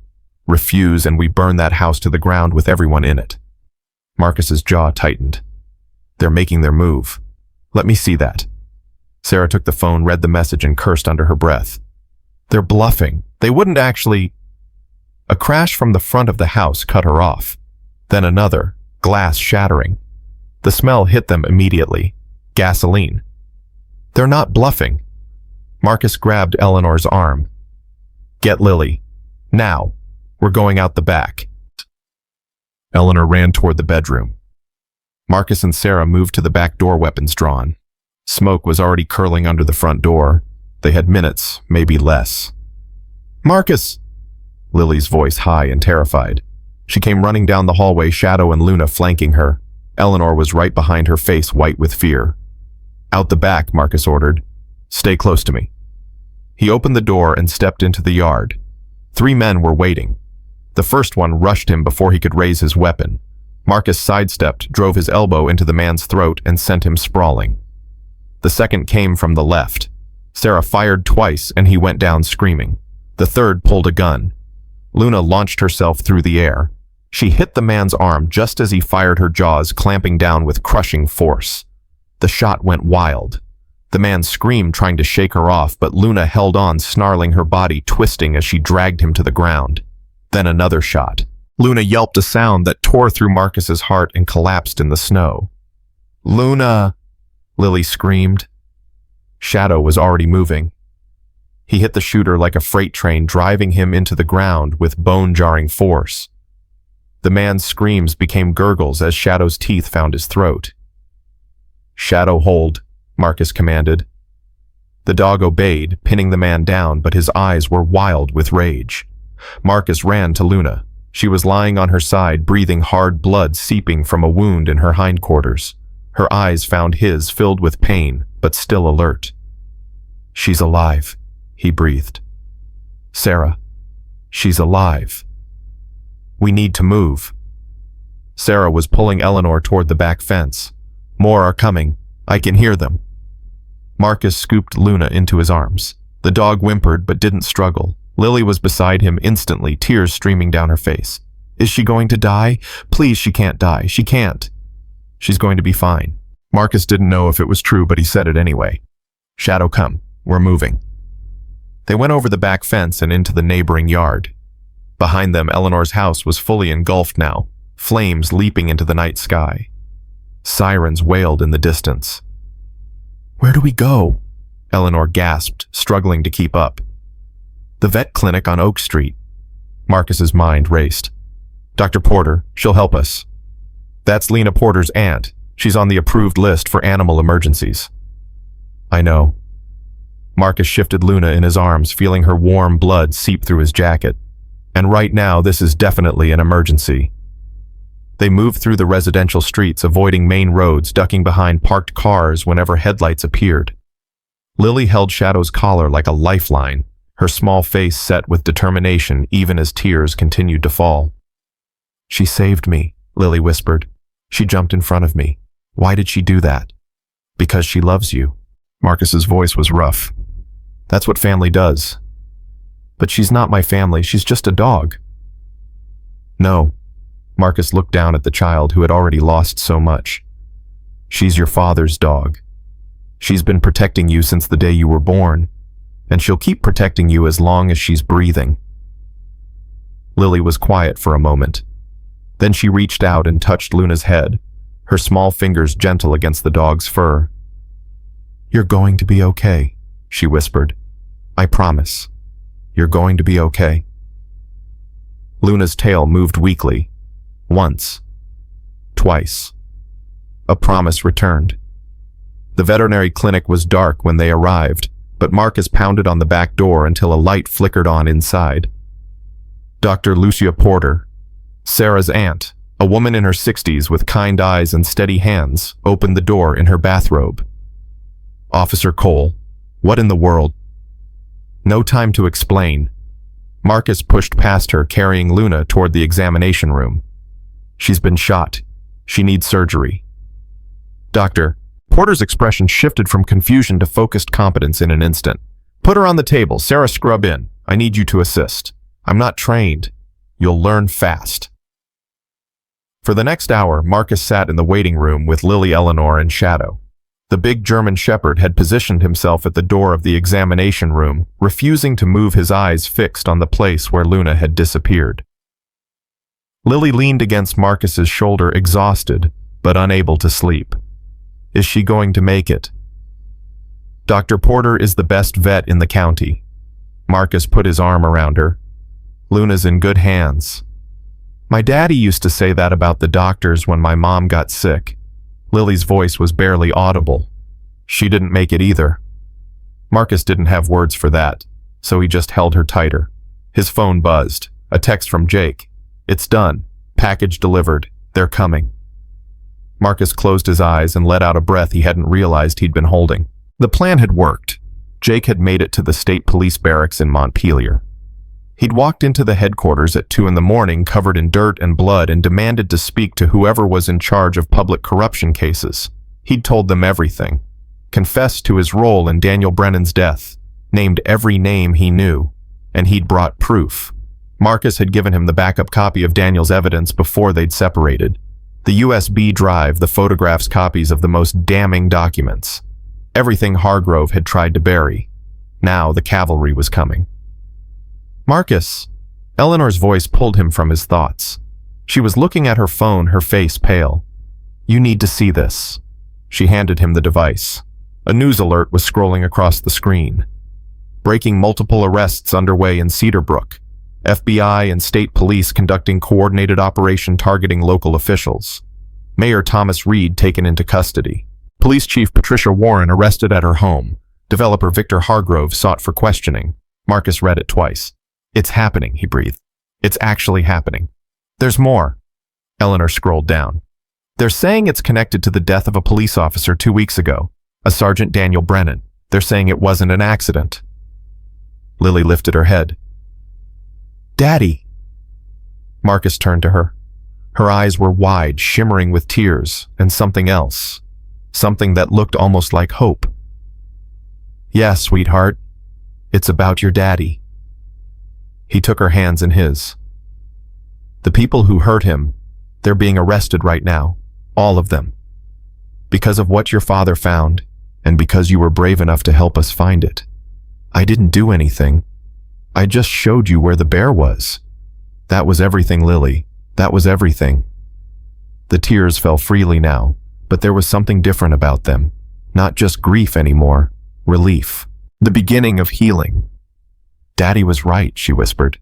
He always said the truth would come out. He was right about a lot of things. Marcus pulled her close. And he would be so proud of you right now. The door to the examination room opened. Dr. Porter emerged, her surgical gown spotted with blood, her face tired but triumphant. She's going to make it. Lily was on her feet instantly. Can I see her? In a minute, sweetheart. She's still sedated. Dr. Porter smiled wearily. The bullet missed the bone, lodged in the muscle tissue. I was able to remove it cleanly. She'll need time to recover, might always have a slight limp, but she's going to be fine. Shadow stood and padded toward the examination room door. He looked back at Lily, then at Dr. Porter, a question in his eyes. Go ahead, the vet said softly. She's asking for you too. The big German shepherd disappeared through the door.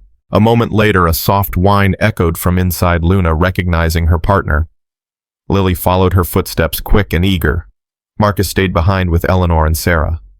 It's over, Sarah said quietly. Isn't it? Almost. Marcus looked at his phone. New messages were coming in. State police requesting his location. FBI wanting a statement. Reporters seeking comment. There's still a lot to sort out. Trials, testimony, the whole mess. But the hard part's done. The dangerous part, anyway. Marcus leaned back in his chair, exhaustion finally catching up with him.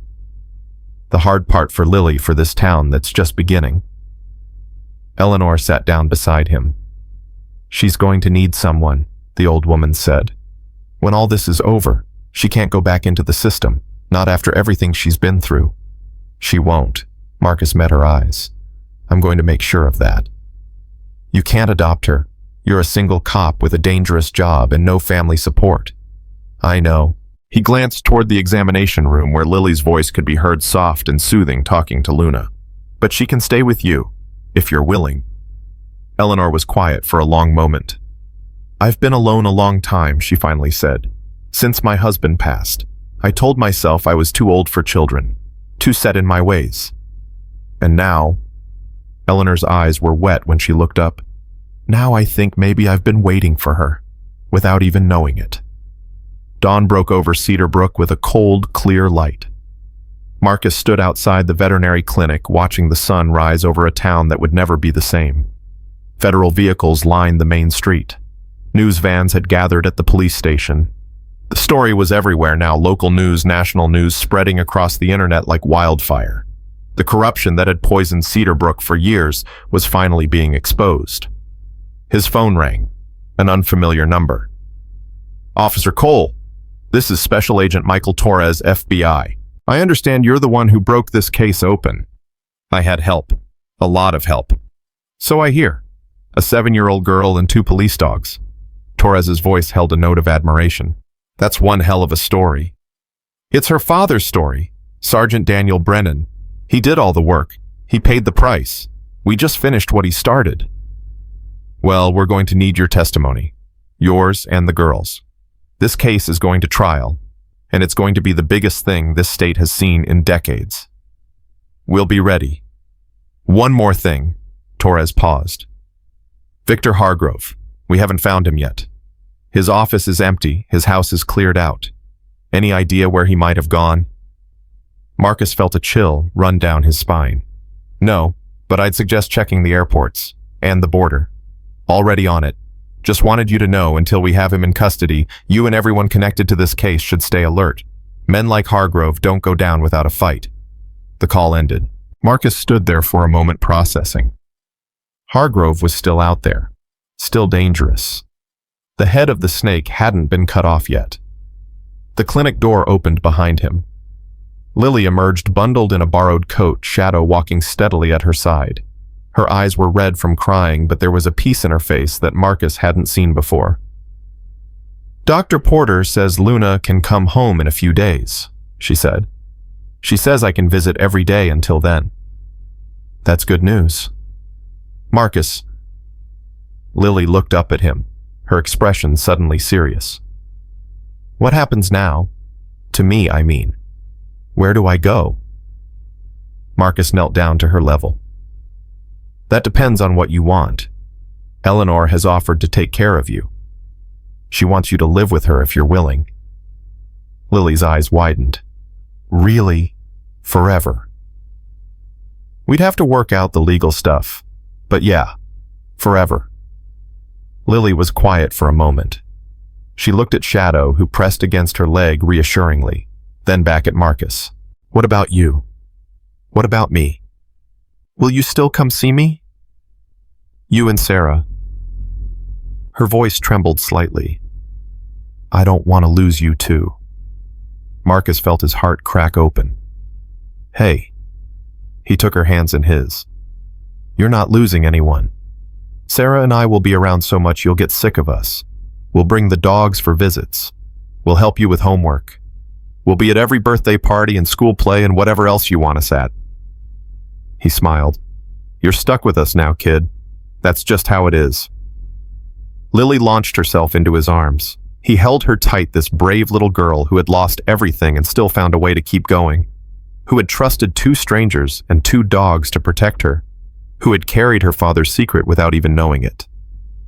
Thank you, she whispered into his shoulder, for believing me, for not giving up. Thank your dad, Marcus said quietly. He's the one who taught you to be brave. They stayed like that for a long moment, the morning sun warming their faces, the promise of a new day spreading across the horizon. Then Lily pulled back, wiping her eyes. Can we go see Luna now? I want to tell her she's going to have a home too. Sure, sweetheart. Let's go. They walked back into the clinic together, Shadow leading the way. And for the first time in weeks, Marcus felt something he hadn't expected to feel again. Hope. The arrests continued throughout the day. Mayor Thomas Reed was taken from his home in handcuffs, his face a mask of shock and denial. He'd been so confident in his protection, so certain that the system he'd corrupted would shield him forever. He was wrong. Chief Patricia Warren went quietly, her expression blank, already calculating her legal options. She'd been dirty for 15 years, taking Hargrove's money while wearing a badge that was supposed to mean something. Now that badge was gone, and so was her freedom. Pamela Cross from Pinewood House screamed and fought when they came for her. She'd abused children for years, hidden behind a system that was supposed to protect the vulnerable. No more. The children in her care were being relocated to real foster homes, real families who would actually care for them. The state police found Judge David Coleman trying to shred documents in his chambers. The prosecutor from the regional office was arrested at a gas station trying to flee to Canada. One by one, the dominoes fell, but Hargrove remained missing. Marcus watched the news coverage from Eleanor's temporary housing, a room at the Cedar Brook Inn provided by the FBI, until they could assess whether Eleanor's burned house could be salvaged. Sarah was there too, along with Lily and Shadow. "They'll find him," Sarah said, reading his expression. "He can't hide forever. Men like him have resources, connections, safe houses in countries that don't extradite. And men like you don't give up." Sarah put her hand on his shoulder. "You'll get him, Marcus, one way or another." His phone buzzed. A text from Jake Thornton, who was now in federal protective custody. "Hargrove contacted me. Through an intermediary. He's offering money to recant my testimony." $2 million, Marcus typed back quickly. "What did you tell him?" The response came immediately. "I told him to go to hell. Then I gave the intermediary's information to the FBI." Marcus smiled grimly. "Good man." Lily appeared at his elbow, tugging at his sleeve. "Marcus, there's someone at the door. A man in a suit. He says he's from the FBI." Marcus stood, his hand moving instinctively toward his weapon. But when he opened the door, the man waiting there didn't look threatening. He looked tired, relieved, and slightly awed. "Officer Cole, I'm Special Agent Torres. We spoke on the phone. Come in." Torres entered, nodding politely to the others. His eyes lingered on Lily for a moment, and something softened in his expression. "You must be Lily Brennan. I've heard a lot about you." Lily moved closer to Marcus, suddenly shy. "I've been doing this job for 20 years, Torres said quietly. "I've seen a lot of brave people, but I've never seen anything quite like what you did. Your father would be proud." Lily's eyes filled with tears, but she managed a small smile. "Thank you." Torres turned back to Marcus. "We found Hargrove." Marcus's heart stopped. "Where?" "Private airfield outside Burlington. He was trying to board a chartered jet to South America. Our people intercepted him 20 minutes ago." Torres smiled. "He's in custody. It's over." Marcus felt the tension drain from his body like water from a broken dam. "You're sure he's actually in custody?" "Handcuffed and headed to federal holding as we speak. He'll be arraigned tomorrow morning." Sarah let out a whoop of joy. Eleanor sank into a chair, her hand pressed to her heart. Lily looked up at Marcus with wide, wondering eyes. "Does that mean it's really finished?" Marcus knelt down beside her. "Yeah, sweetheart, it's really finished. The people who hurt your daddy are going to prison, all of them, and they're never going to hurt anyone else ever again." Lily threw her arms around his neck. "Daddy did it," she whispered. "Daddy really did it." "You both did." Marcus held her tight. "You were the key to everything, Lily. Don't ever forget that." Later that evening, when the chaos had died down and the FBI had left with promises to be in touch, Marcus sat alone on the balcony of the inn. The moon was rising over Cedar Brook, casting silver light across the snow. Sarah found him there, 2 cups of coffee in her hands. "Thought you might need this." "Thanks." He took the cup, warming his hands against it. "Hell of a week." "Hell of a week." She sat down beside him. "So what now? We're heroes, apparently. The local news is calling you the officer who brought down a criminal empire." "I didn't bring down anything.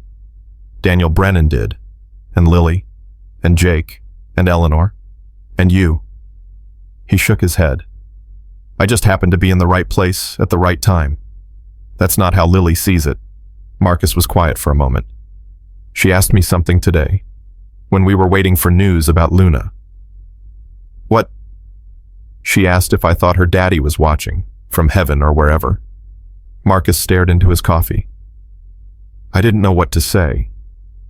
I'm not a religious man, but I told her yes. I told her I believed he was watching and that he was proud of her. Do you believe that? Marcus thought about Daniel Brennan, a man he'd never met but felt like he knew intimately. A man who had given everything, his career, his safety, his life, to expose the truth. A man who had trusted his 7-year-old daughter to finish what he'd started. I believe there are some things that can't be explained, he said finally, like 2 police dogs breaking formation in a snowstorm to find a little girl on a park bench, like a teddy bear holding the key to bringing down a criminal empire, like a 7-year-old who was brave enough to trust 2 strangers when the whole world had let her down. He looked up at the stars.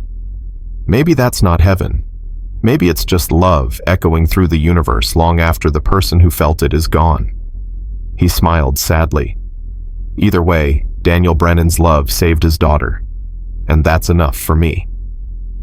Sarah didn't say anything. She just reached over and took his hand. They sat together in silence, watching the moon rise over a town that was finally beginning to heal. Inside the inn, Lily Brennan slept peacefully for the first time in weeks. Shadow lay at the foot of her bed, his head resting on her feet. And somewhere in a veterinary clinic across town, Luna dreamed of running through snow, her partner at her side protecting the child they both loved. Justice had come to Cedarbrook, but more importantly, a family had been found, and that was the greatest miracle of all. 3 weeks later, the courthouse steps were packed with people. Marcus had never seen Cedarbrook like this. Every resident who could walk had gathered outside the brick building where justice was finally about to be served. Reporters from across the country jostled for position, their cameras pointed at the heavy wooden doors. State police lined the perimeter, their presence a stark reminder of how thoroughly the local department had been compromised. Inside, the courtroom hummed with tension. Marcus sat in the second row, Sarah beside him. Eleanor occupied the seat to his left. Her hands folded in her lap, her face a mixture of anticipation and exhaustion. And between them, wearing a blue dress that Eleanor had bought her just for this day, sat Lily Brennan. She looked older than her 7 years. The past weeks had aged her in ways that broke Marcus's heart. But there was something else in her eyes now too. Strength, determination. The same steel he'd seen in her father's photographs. Shadow lay at her feet, his massive head resting on her shoes. Luna, still recovering her hindquarters, wrapped in a light bandage, was technically not supposed to be in the courtroom. But when the judge had seen the little girl's face, had heard about everything she'd been through, he'd made an exception. All rise. The gallery stood as Judge Helena Crawford entered. She was in her early 60s, appointed from Burlington specifically for this case, her reputation for fairness and incorruptibility preceding her. She settled into her seat and surveyed the packed courtroom with sharp, knowing eyes. Be seated. The rustle of movement, the creak of wooden benches, then silence. This court is now in session for the sentencing hearing in the matter of the state of Vermont versus Victor Hargrove, Thomas Reed, Patricia Warren, and related defendants. Judge Crawford's voice carried clearly through the room. Before we proceed, I want to acknowledge the unusual circumstances of this case. What began as a routine investigation into a traffic fatality has revealed a criminal conspiracy of extraordinary scope and duration. She paused, her gaze moving across the defendant's table, where Hargrove, Reed, Warren, and 6 others sat in orange jumpsuits, their expensive lawyers arrayed behind them, like a wall of silk ties and desperation. The evidence presented during these proceedings has been overwhelming. Financial records, witness testimony, recorded conversations, physical evidence from multiple crime scenes. This court has heard testimony from federal agents, state investigators, and most compellingly from those who participated in these crimes and chose to cooperate with authorities. Marcus glanced at the witness section where Jake Thornton sat with his federal handlers. The man looked different now. Cleaner, steadier, like someone who had finally set down a burden too heavy to carry. Their eyes met briefly. Jake nodded once. However, Judge Crawford continued, before I deliver sentencing, there is one more witness who has asked to address the court. Lily's hand tightened on Marcus's arm. The court recognizes Lily Brennan. A murmur rippled through the gallery. Marcus felt his heart clench. "Sweetheart," he whispered. "You don't have to do this." "Yes, I do." Lily's voice was quiet, but firm. "For Daddy." She stood and Shadow rose with her, positioning himself at her side like a furry honor guard. Together they walked to the front of the courtroom. Lily was so small against the massive witness stand that the bailiff had to bring a step stool. She climbed up, settled into the chair, and looked out at the packed room. For a moment she seemed to freeze. Her eyes went wide. Her hands gripped the edge of the witness box, and Marcus could see the terror building in her face. Then Luna whined softly from the gallery. Lily's gaze found her dogs, found Marcus and Sarah and Eleanor, found the faces of people who loved her, who had fought for her, who would never let her stand alone. She took a deep breath. "My name is Lily Brennan," she said, her voice small but clear. "My daddy was Sergeant Daniel Brennan. He was a police officer for 15 years. He was the best daddy in the whole world." The courtroom was utterly silent. "Daddy used to tell me that being a police officer meant protecting people. It meant standing up for people who couldn't stand up for themselves. He said it was hard sometimes and scary sometimes, but it was the most important job in the world because everyone deserves to be safe." Lily's eyes moved to the defendant's table.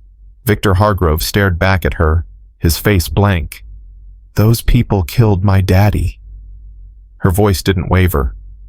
"They killed him because he was doing his job, because he was trying to protect people from the bad things they were doing, and then they tried to make everyone believe it was an accident." A sob from somewhere in the gallery. Eleanor pressed her hand to her mouth. "I was really scared after Daddy died.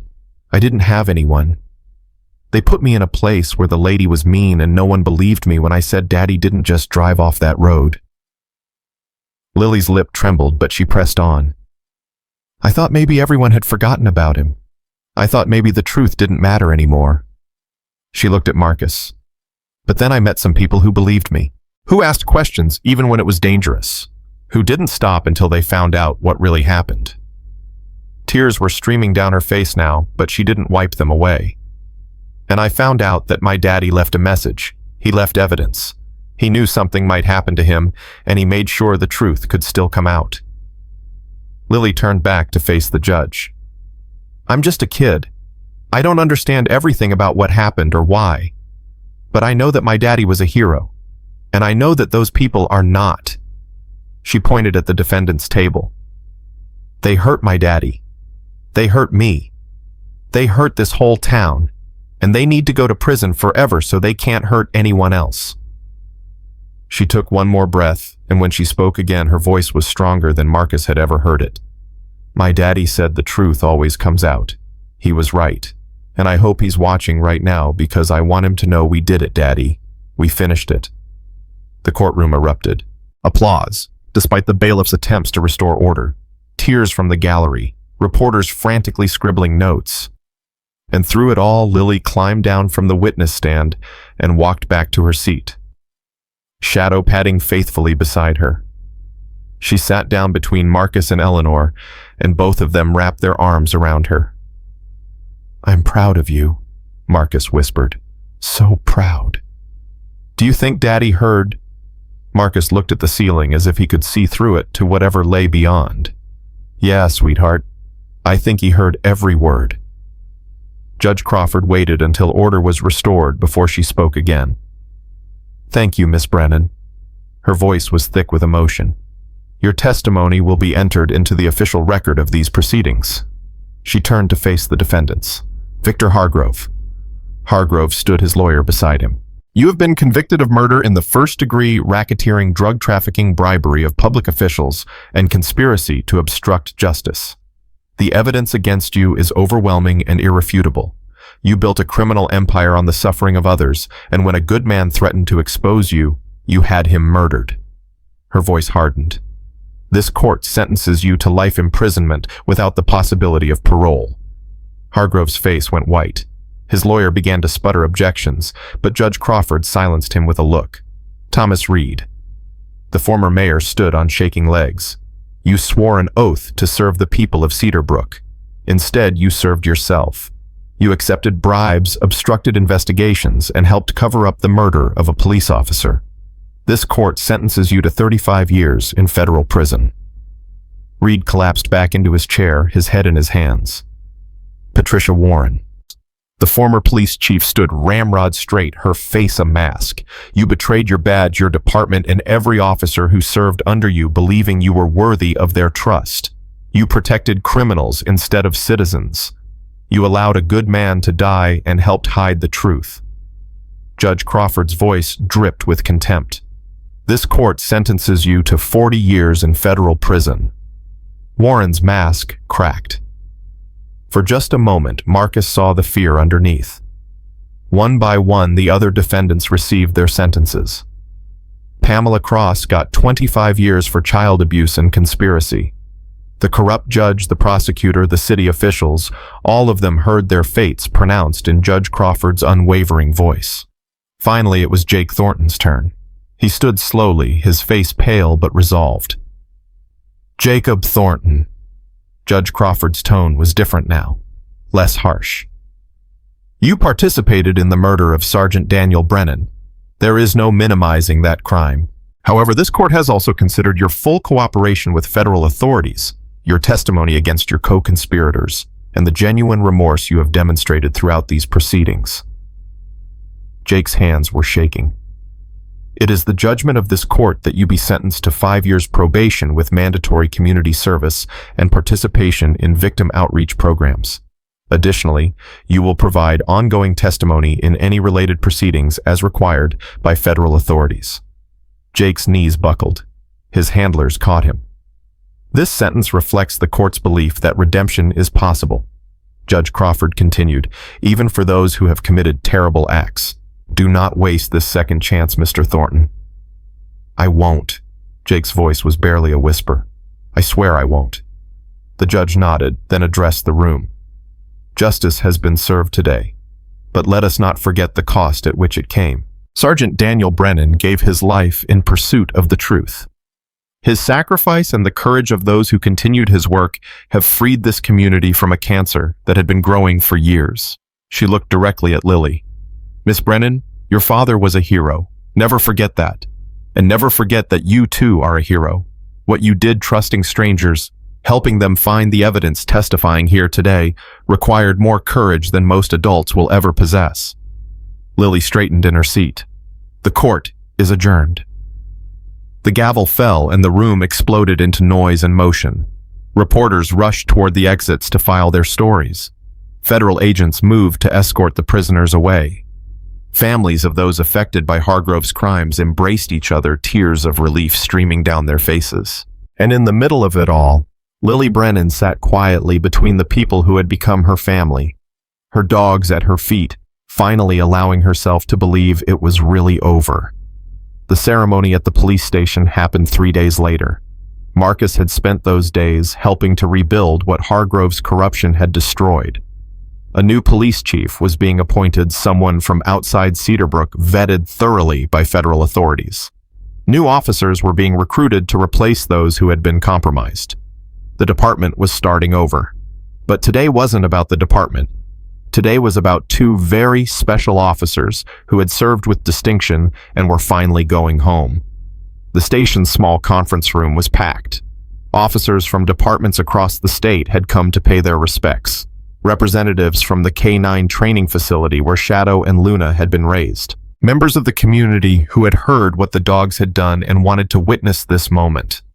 And at the center of it all, sitting in a chair that had been positioned just for her, was Lily. Shadow sat on her right, his posture dignified, his coat gleaming from the brushing Eleanor had given him that morning. Luna was on her left, still moving carefully on her healing leg, but alert and proud, her eyes fixed on the little girl she had nearly died to protect. Marcus stood at the podium, a folder in his hands. 2 weeks ago, he began, I thought I was just going on a routine patrol. I had no idea that I was about to meet the bravest person I've ever known, and I'm not talking about another officer. Soft laughter from the crowd. Lily ducked her head, embarrassed. I'm talking about a 7-year-old girl who had lost everything and still found the courage to trust two strangers in uniform. I'm talking about a child who carried a secret she didn't even know she had and helped us expose a conspiracy that had poisoned this town for years. Marcus looked at Lily. But I'm also talking about two K-9 officers who did something that night that I still can't fully explain. Shadow and Luna had been reassigned to me and Officer Vance only 12 days before. They barely knew us, but they knew her. He gestured to the dogs. They broke formation and ran across that park like their lives depended on it.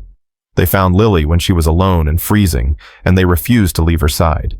Later, when armed men tried to take her, Luna threw herself in front of a bullet. Shadow held off attackers 3 times his handler's size. His voice caught. These dogs didn't just perform their duties. They honored a promise.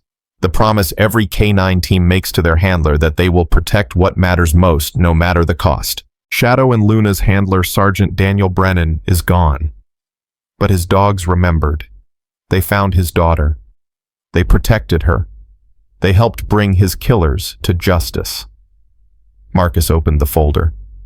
Which brings me to the official business of today. By order of the Cedar Brook Police Department, with authorization from the state of Vermont, K-9 Division Shadow and Luna are hereby honorably retired from active service. A round of applause. Furthermore, Marcus continued, in accordance with Sergeant Daniel Brennan's last will and testament, a document that was recovered as part of the evidence, in this case guardianship of both K-9 officers, is hereby transferred to his sole heir and next of kin. He looked at Lily. Lily Brennan, will you come forward? Lily stood, her legs trembling slightly. Shadow and Luna rose with her, flanking her as they had since that night in the park. Together, the 3 of them walked to the podium. Marcus handed her 2 certificates, each bearing the official seal of the department. These are retirement papers, he explained. They officially recognize Shadow and Luna as honored members of the Cedar Brook Police Department with all the rights and privileges that entails, and they confirm that from this day forward, they belong to you. Lily stared at the papers in her hands. They're mine, she whispered. Really mine forever. Forever. She looked up at him, tears streaming down her face. Daddy always said they were family.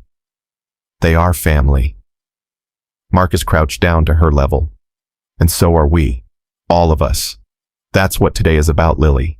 Not just giving you 2 dogs, giving you a family. Lily threw her arms around his neck.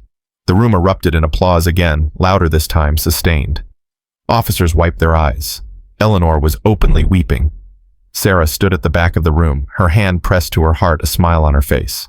And in the middle of it all, a little girl held on to a man who had promised to protect her, while 2 loyal dogs pressed against her sides, their tails wagging, their eyes bright. The family Daniel Brennan had hoped for had finally come together. It just wasn't the family anyone had expected. The guardianship hearing happened 2 weeks after that. Judge Crawford had specifically requested to preside over this matter as well. She said it was because she wanted to see something good come out of everything bad that had happened. Marcus suspected she just wanted to see Lily smile. The courtroom was quieter this time. Just the essential parties, Lily, Eleanor, Marcus, and Sarah the dogs, a social worker, and the judge.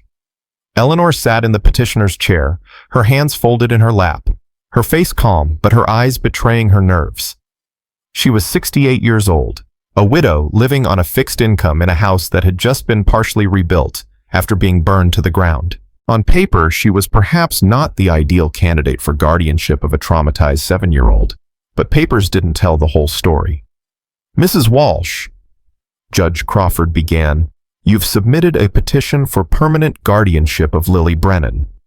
I've reviewed your application, your background check, and the home study conducted by Child Protective Services. I've also reviewed the statements submitted on your behalf by Officers Cole and Vance, as well as testimony from various community members. Eleanor nodded. Yes, Your Honor. I have to be honest with you. When I first saw this petition, I had concerns. You're a single woman of retirement age. You have no experience raising children. Your home was recently damaged in an arson attack connected to this case. The judge leaned forward. Can you tell me why you believe you're the right person to raise this child? Eleanor was quiet for a moment. Then she spoke.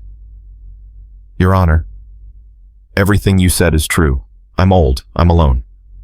I've never raised a child in my life. She paused. But I know what it's like to lose someone you love to violence. My husband was a detective. He died investigating a case 20 years ago. A case that was later revealed to be connected to the same corruption we just exposed. Marcus felt a jolt of surprise. He hadn't known that. I spent 20 years believing his death was just bad luck. Just wrong place, wrong time. Now I know better. Now I know he was killed because he was getting too close to the truth. Eleanor's voice strengthened. When I met Lily, I saw myself. I saw a person who had lost everything and had no one to turn to. And I decided that I wasn't going to let her go through what I went through, alone, forgotten, written off by a system that didn't care. She looked at Lily. I love that child, Your Honor. I know I've only known her a few weeks, but I love her like she was my own blood, and I will spend every day I have left on this earth making sure she knows she matters, that she's safe, that she has a home. Judge Crawford was silent for a long moment. Miss Brennan, she said finally, I'd like to hear from you as well. How do you feel about living with Mrs. Walsh? Lily stood up. Shadow and Luna moved with her as they always did. Eleanor makes really good pancakes, she said. The judge smiled. I've heard. What else? She reads to me at night, different voices for all the characters. Daddy used to do that too. Lily's voice softened. She lets Shadow and Luna sleep on my bed, even though they take up most of it. She doesn't yell when I have nightmares. She just holds me until I feel better. And Officers Cole and Vance, I understand they've been involved in your care as well. Marcus and Sarah are like an aunt and uncle, I guess. They come over for dinner a lot. Marcus is teaching me how to play chess. Sarah is teaching me self-defense so I can protect myself when I grow up. Lily smiled slightly. They said they're going to be around forever. I believe them. Judge Crawford nodded slowly. Miss Brennan, do you understand what permanent guardianship means? It means Mrs. Walsh would be responsible for you. She would make decisions about your education, your health, your future. It's a big commitment. I know. Lily's voice was clear and certain. But that's what family does. They commit to each other. Daddy told me that. And Eleanor. She looked at the old woman with shining eyes. Eleanor already showed me. When those men burned down her house, she could have walked away. She could have said it was too dangerous, but she didn't. She stayed with me. She chose me, Lily said simply, and I choose her. The courtroom was silent. Judge Crawford removed her glasses and wiped her eyes. Well, she said, her voice slightly unsteady, I think we have all the information we need. She straightened in her chair. It is the judgment of this court that the petition for permanent guardianship is hereby granted. Eleanor Walsh is recognized as the legal guardian of Lily Brennan with all the rights and responsibilities that entails. Officers Marcus Cole and Sarah Vance are named as secondary guardians authorized to make decisions on behalf of the child in the event that Mrs. Walsh is unable to do so. She smiled at Lily. Miss Brennan, you have a family now, officially and forever. Lily didn't run to Eleanor. She walked, slowly, deliberately savoring every step. And when she reached the old woman's arms, she didn't cry. She laughed, pure, bright, joyful laughter that filled the courtroom like music. Eleanor held her tight, tears streaming down her face. Marcus and Sarah joined them, their arms wrapping around both. Shadow barked once, twice, his tail wagging furiously. Luna pressed close, her nose nudging Lily's hand. And somewhere, maybe in the courtroom, maybe beyond it, maybe in a place where love existed, beyond time and space, Daniel Brennan watched his daughter find what he had always wanted for her, a home. Spring came to Cedar Brook slowly, reluctantly, as if the winter had been holding on with both hands. But eventually the snow melted, the trees budded, the birds returned, and life as it always does went on. Marcus stood at the memorial site on Black Ridge Pass, his hands in his pockets, watching the sun set over the mountains. The bronze plaque had been installed just that morning, embedded in a granite boulder that had been placed at the exact spot where Daniel Brennan's vehicle had gone over the edge. Sergeant Daniel Brennan, badge number 247, He served with honor. He died for truth. His sacrifice will never be forgotten. A car pulled up behind him. Doors opened. Footsteps approached. Lily appeared at his side, Eleanor just behind her. Shadow and Luna trotted along, their breath steaming slightly in the cool evening air. "It's beautiful," Lily said softly, looking at the plaque. "You think he'd like it?" "I think he'd say it was too fancy." She smiled. "Daddy always said he didn't need anyone making a fuss over him.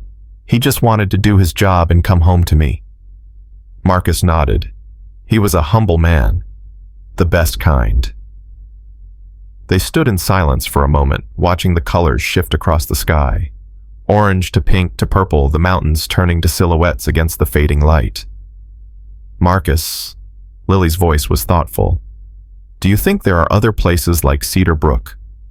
Other places where bad people have taken over and nobody knows?" "Probably. The world's a big place.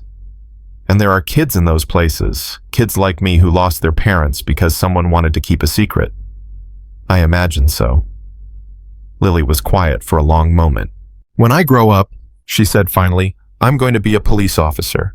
Like Daddy. Like you." Marcus looked down at her. Yeah. Her voice was certain. "And I'm going to find those places. I'm going to help those kids. I'm going to make sure what happened to me never happens to anyone else. That's a big goal. Daddy always said to dream big." She reached down and rested her hand on Shadow's head. "Besides, I'll have help." Luna nudged her other hand and Lily laughed. Okay. I'll have lots of help." Eleanor stepped forward and put her arm around Lily's shoulders. "Come on, sweetheart. It's getting cold. Let's go home and have some of those pancakes you like." "Can Marcus and Sarah come too?" "They're already on their way. Sarah's bringing dessert." Lily's face lit up. "The chocolate cake?" "The chocolate cake. Yes." She turned to look at the plaque one more time. Then she pressed her palm against the cold bronze. "Bye, Daddy," she whispered. "I love you. I'll come visit again soon." She turned and walked back toward the car, Shadow and Luna flanking her as always, Eleanor close behind. Marcus lingered for a moment. "You raised a hell of a kid, Daniel," he said quietly. "She's going to change the world someday. I'll make sure of it." The wind rustled through the trees. For just a moment, it almost sounded like a voice. "Thank you." Marcus smiled. "You're welcome, brother." He turned and walked back to the car where Lily was already climbing into the back seat, making room for two large German shepherds who insisted on sitting on either side of her. "Everyone ready?" Eleanor asked from the driver's seat. "Ready," Lily called. The car pulled away from the memorial, heading down the mountain toward the lights of Cedar Brook. Behind them, the bronze plaque glinted in the last rays of sunlight. And on the road that had once seen so much tragedy, there was finally peace. The evening at Eleanor's house was full of warmth and laughter. Sarah had indeed brought chocolate cake 3 layers with extra frosting because she knew how much Lily loved it. Marcus had contributed a bottle of wine for the adults and sparkling cider for Lily. Eleanor had made her famous pancakes, even though it was dinner time, because Lily had asked nicely, and Eleanor had never been able to say no to that child. They ate together around the rebuilt kitchen table, trading stories and jokes, the dogs begging shamelessly for scraps until Lily snuck them bits of pancake when she thought no one was looking. After dinner, they moved to the living room. A fire crackled in the hearth. Shadow stretched out on the rug, his massive body warming in the glow. Luna curled up on the couch beside Lily, her head in the girl's lap. "I have something," Marcus said, reaching into his jacket pocket. "I was going to wait until your birthday, but I think tonight is the right time." He pulled out a small box and handed it to Lily. She opened it carefully. Inside, nestled in velvet, was a badge, a real police badge, miniature-sized with her name engraved on the back. Lily Brennan, Jr. Officer, Cedar Brook Police Department. "It's not official or anything," Marcus said. "But the chief, the new chief, she thought you deserved some recognition for everything you did." Lily's eyes filled with tears. "It's beautiful." "Just like you, sweetheart." Sarah squeezed her shoulder. "Just like you." Eleanor dabbed at her eyes with a handkerchief. "Daniel would be so proud." "He is proud." Lily looked up at them, her face radiant. "I can feel it. Whenever I'm with all of you, I can feel him, like he's right here watching over us. Marcus thought about the wind on Black Ridge Pass, the voice he'd almost heard. I think you're right, he said. I think he's been with us this whole time. Lily pinned the badge to her sweater and stood up straight like a soldier at attention. Junior Officer Brennan reporting for duty, she announced. Shadow barked. Permission to include K9 units. Shadow and Luna in my patrol, sir. Marcus snapped a salute. Permission granted, Junior Officer. Carry on. Lily collapsed into giggles, and the tension that had lingered in the room since the trial finally completely evaporated. They stayed up late that night talking and laughing, telling stories about Daniel Brennan that made Lily smile and cry at the same time. They talked about the future, about Lily's school, about Eleanor's garden, about the cases Marcus and Sarah were working on now that the department was finally clean. They talked about healing, about hope, about the strange winding paths that had brought them all together. And when Lily finally fell asleep on the couch, her head on Eleanor's lap, her hands buried in Shadow's fur, Luna pressed against her feet. Marcus looked at the family that had formed in the wreckage of tragedy and felt something he hadn't felt in a very long time. Gratitude. He stepped outside onto the porch, Sarah beside him. It's really over, she said softly. This part is. Marcus looked up at the stars. The rest is just beginning. Think she's going to be okay? Marcus thought about Lily Brennan. 7 years old, orphaned, hunted, nearly killed multiple times, and still standing, still fighting, still believing in the goodness of the world. Yeah, he said. She's going to be more than okay. She's going to be extraordinary. Sarah leaned against his shoulder. Her father would be proud. Her father is proud. Marcus smiled. He's watching. I'm sure of it. Inside the house, Lily shifted in her sleep. She was dreaming not the nightmares that had plagued her for weeks, but something gentler. A dream of running through green fields with Shadow and Luna, her father's voice calling her name from somewhere just beyond the horizon. I'm coming, Daddy, she murmured in her sleep. I'm coming home. And in the quiet of the night, surrounded by family, she had found in the most unexpected way Lily Brennan finally understood something her father had always tried to tell her. Home isn't a place, it's the people who love you. It's the loyalty that never fades. It's the truth that endures no matter how hard others try to bury it. Daniel Brennan had given his life for that truth, and because of him, because of his sacrifice, his courage, his love for his daughter, a family had been born from the ashes of tragedy. A family that would never forget. A family that would carry his legacy forward. A family that proved once and for all that love is stronger than corruption. Truth is stronger than lies, and hope is stronger than fear. In Cedar Brook, Vermont, a little girl slept peacefully between two loyal dogs, dreaming of green fields and her father's voice. And justice at long last had come home.